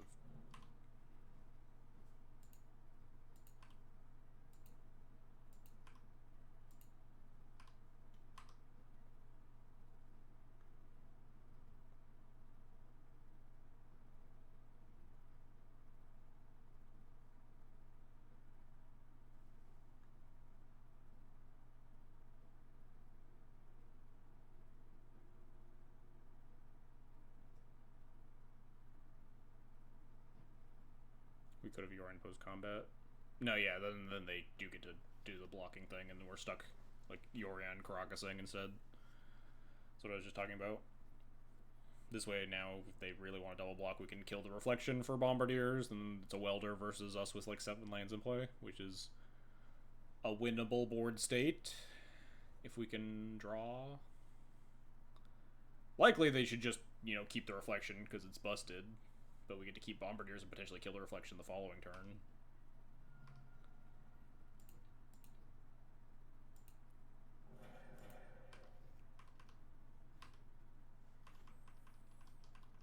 Why'd they play the Mountain if they had nothing? Just like bluff in a position where I have to call them on their bluff every time. Just like have Urza Saga would be the ideal. Just play Urza Saga and I wasteland it. Then we top deck Solitude, Recruiter of the Guard, Witch Enchanter, Wrath of the Skies. Well, that kills my Bombardiers, but like. Stoneforge Mystic would be great. Stoneforge Chainsaw. Kill both your shit.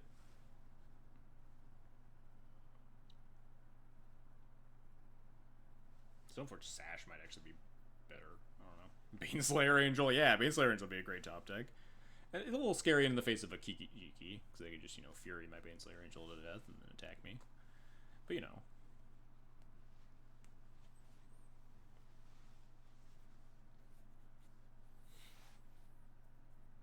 Top deck Cauldron win? Yeah, please. That's scary. They don't have anything to weld in, at least.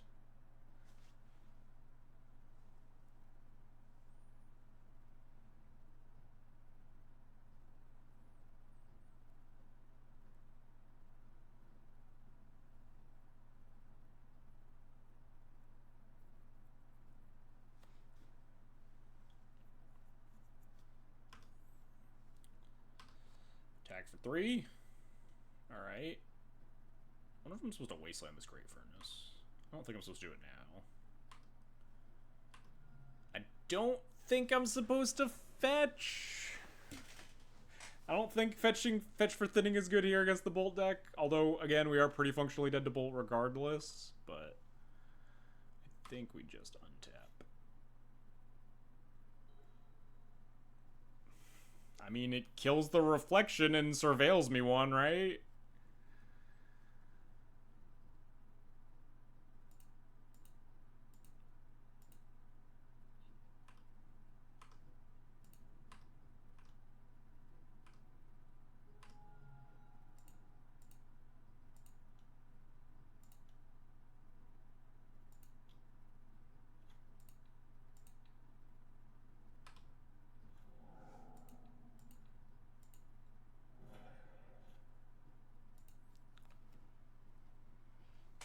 even know if I want to wasteland this Great Furnace. I guess it's good if they top deck like more 3-drops and don't have more lands, but it also like could shut off the Welder from doing some like stuff. It's really bad if they immediately top deck Urza Saga. I guess I'll Surveil first, right? I get to make my decision. I mean, it's Lightning Bolt, right? Am I allowed to bottom Lightning Bolt?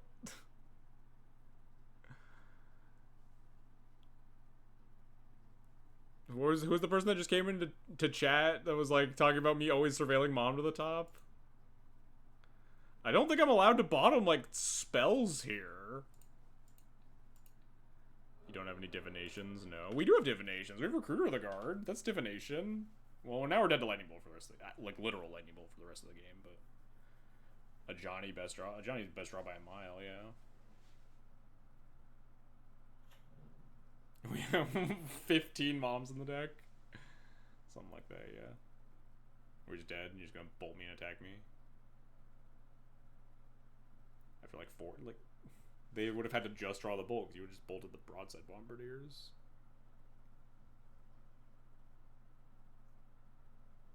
What is this, like, float red mana, tank, bolt you? Just put me out of my misery, please. Oh. Sure. Oh, good thing we left... Wait. Oh, wait. I'm gonna weld it back in, but they don't have enough... Wait. This doesn't work the way I want it to. How did they mess this up so badly? I don't think they messed it up. They didn't have they didn't have it this turn, right? Because you need the painter in the graveyard to do like the trick. They don't have the mana to activate. Yeah. They could top deck it and I can't stop it, right? I can't stop them from having 3 mana if it's on the top of their deck. They could have just waited to swap the ferns. Yeah, that's true.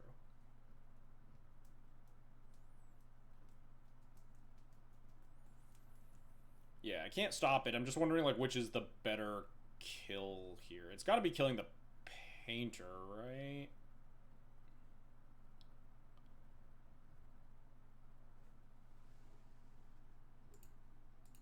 Is it killing the painter? Which it's effectively killing the grindstone if they want it. Killing the painter doesn't... Yeah, killing the painter doesn't help, because if they top deck the land, I can't stop them either way, is the issue. I'm just figuring out which is the better kill this turn. Maybe it's killing the welder?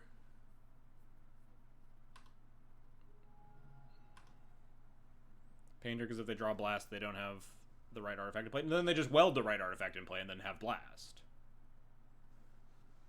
But that delays them, like, a little. It slows them down somewhat, right? Because they can't. They'd have to weld the grindstone back in and the painter back in again. We could top deck something. Yeah.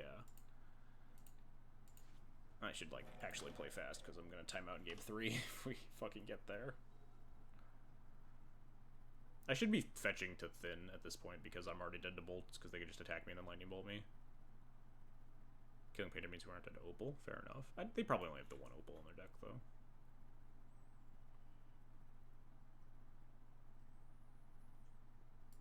Should I fetch to thin here now? They might not. They're probably not going to attack me this turn, though. So we're not dead to bolt if we untap and draw like a answer to welder.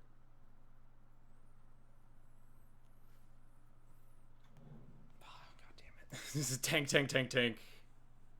Maybe they fuck it up. Maybe they don't hold up down control. Also, note we are in fact dying to not having Emrakul in our deck. They didn't fuck it up. Tragic. What a game, huh? What a game to fucking lose.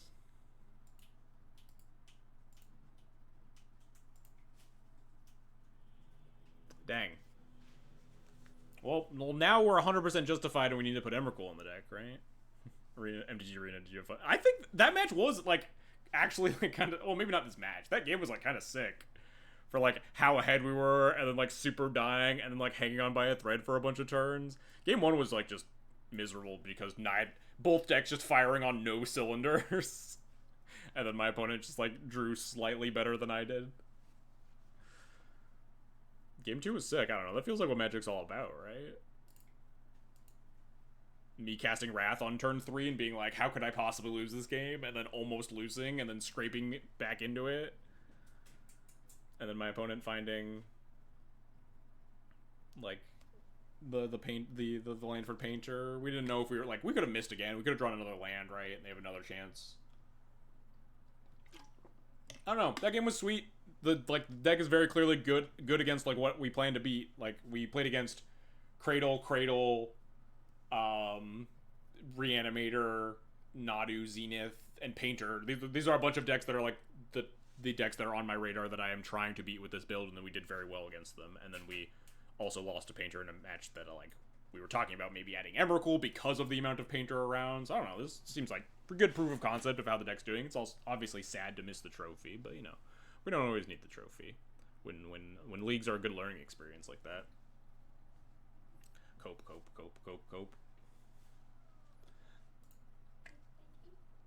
But yeah, I think I might try to find room for the GTA this weekend. If I can find my Emrakul. Or find room for the Emrakul this weekend, if I can find it. I'll dig around. But anyway, let's go find someone to host. That match took forever.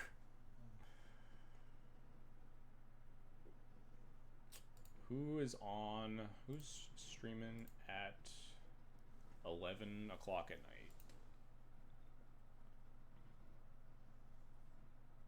Oh yeah, I saw someone that said Legacy Nadu a second ago. Although that might have been my Twitch refreshing from someone that was streaming before. No one? Everyone's gone? No one wants to stream at 11 o'clock on a Tuesday? Toxy Gene, thanks for the follow, appreciated. There's maybe an argument to being able to cut Cauldra with Bomba. What are you talking about? Oh, cut Cauldra from the deck completely? I've been thinking about that, honestly. But Caudra's just, like, so good. But that is a thought that has definitely crossed my mind. Of, like, do you need Cauldra in a world where your configuration is, like, Sash, Chainsaw, Formal Wear? Oh, it's just a Magic streaming. Nice. Let's go raid them. They're playing some Pioneer. They're actually prepping for the RC, unlike some people. Me. Anyway, thanks for everybody for hanging out. We had a real fun league, honestly. I really enjoyed that. Been loving this deck, obviously. I'll come back next week with a report on how well I did or did not do in paper in DC, and I'll probably play some Dual Commander next week, because I think I have the monthly streamer showdown on the 12th of October, so that'll be the following weekend. So I think I need to prep for that. I might stream Dual Commander, or I might stream this deck if I'm like feeling really good, right in the high of like winning some bullshit. We'll figure it out. And then the week after that, again, mark your calendars. We're doing the State of the Noodle Part 2 on the 15th, 2 weeks from now. Anyway, thanks everybody for joining me. If you want to support the channel, as always, follow me on Twitter, subscribe on YouTube. Getting way more YouTube subscribers than I ever would have thought I would get for my Stream Dumping Ground channel, but we're getting close to that 1K mark, honestly. We're at almost 800, I think. Anyway, if you really want to support the channel, you can subscribe, get all my sideboard guides, like a sideboard guide for this deck right here, except slightly different. I need to update the sideboard guide. I'll probably do that before. Anyway, I'll see you all next week. After the 10 seconds of me hitting this raid button, because I always forget to hit the raid button before I do my end of stream spiel. Hey, don't jump on the computer. Don't do it. Lift her up. Alright, see you all later.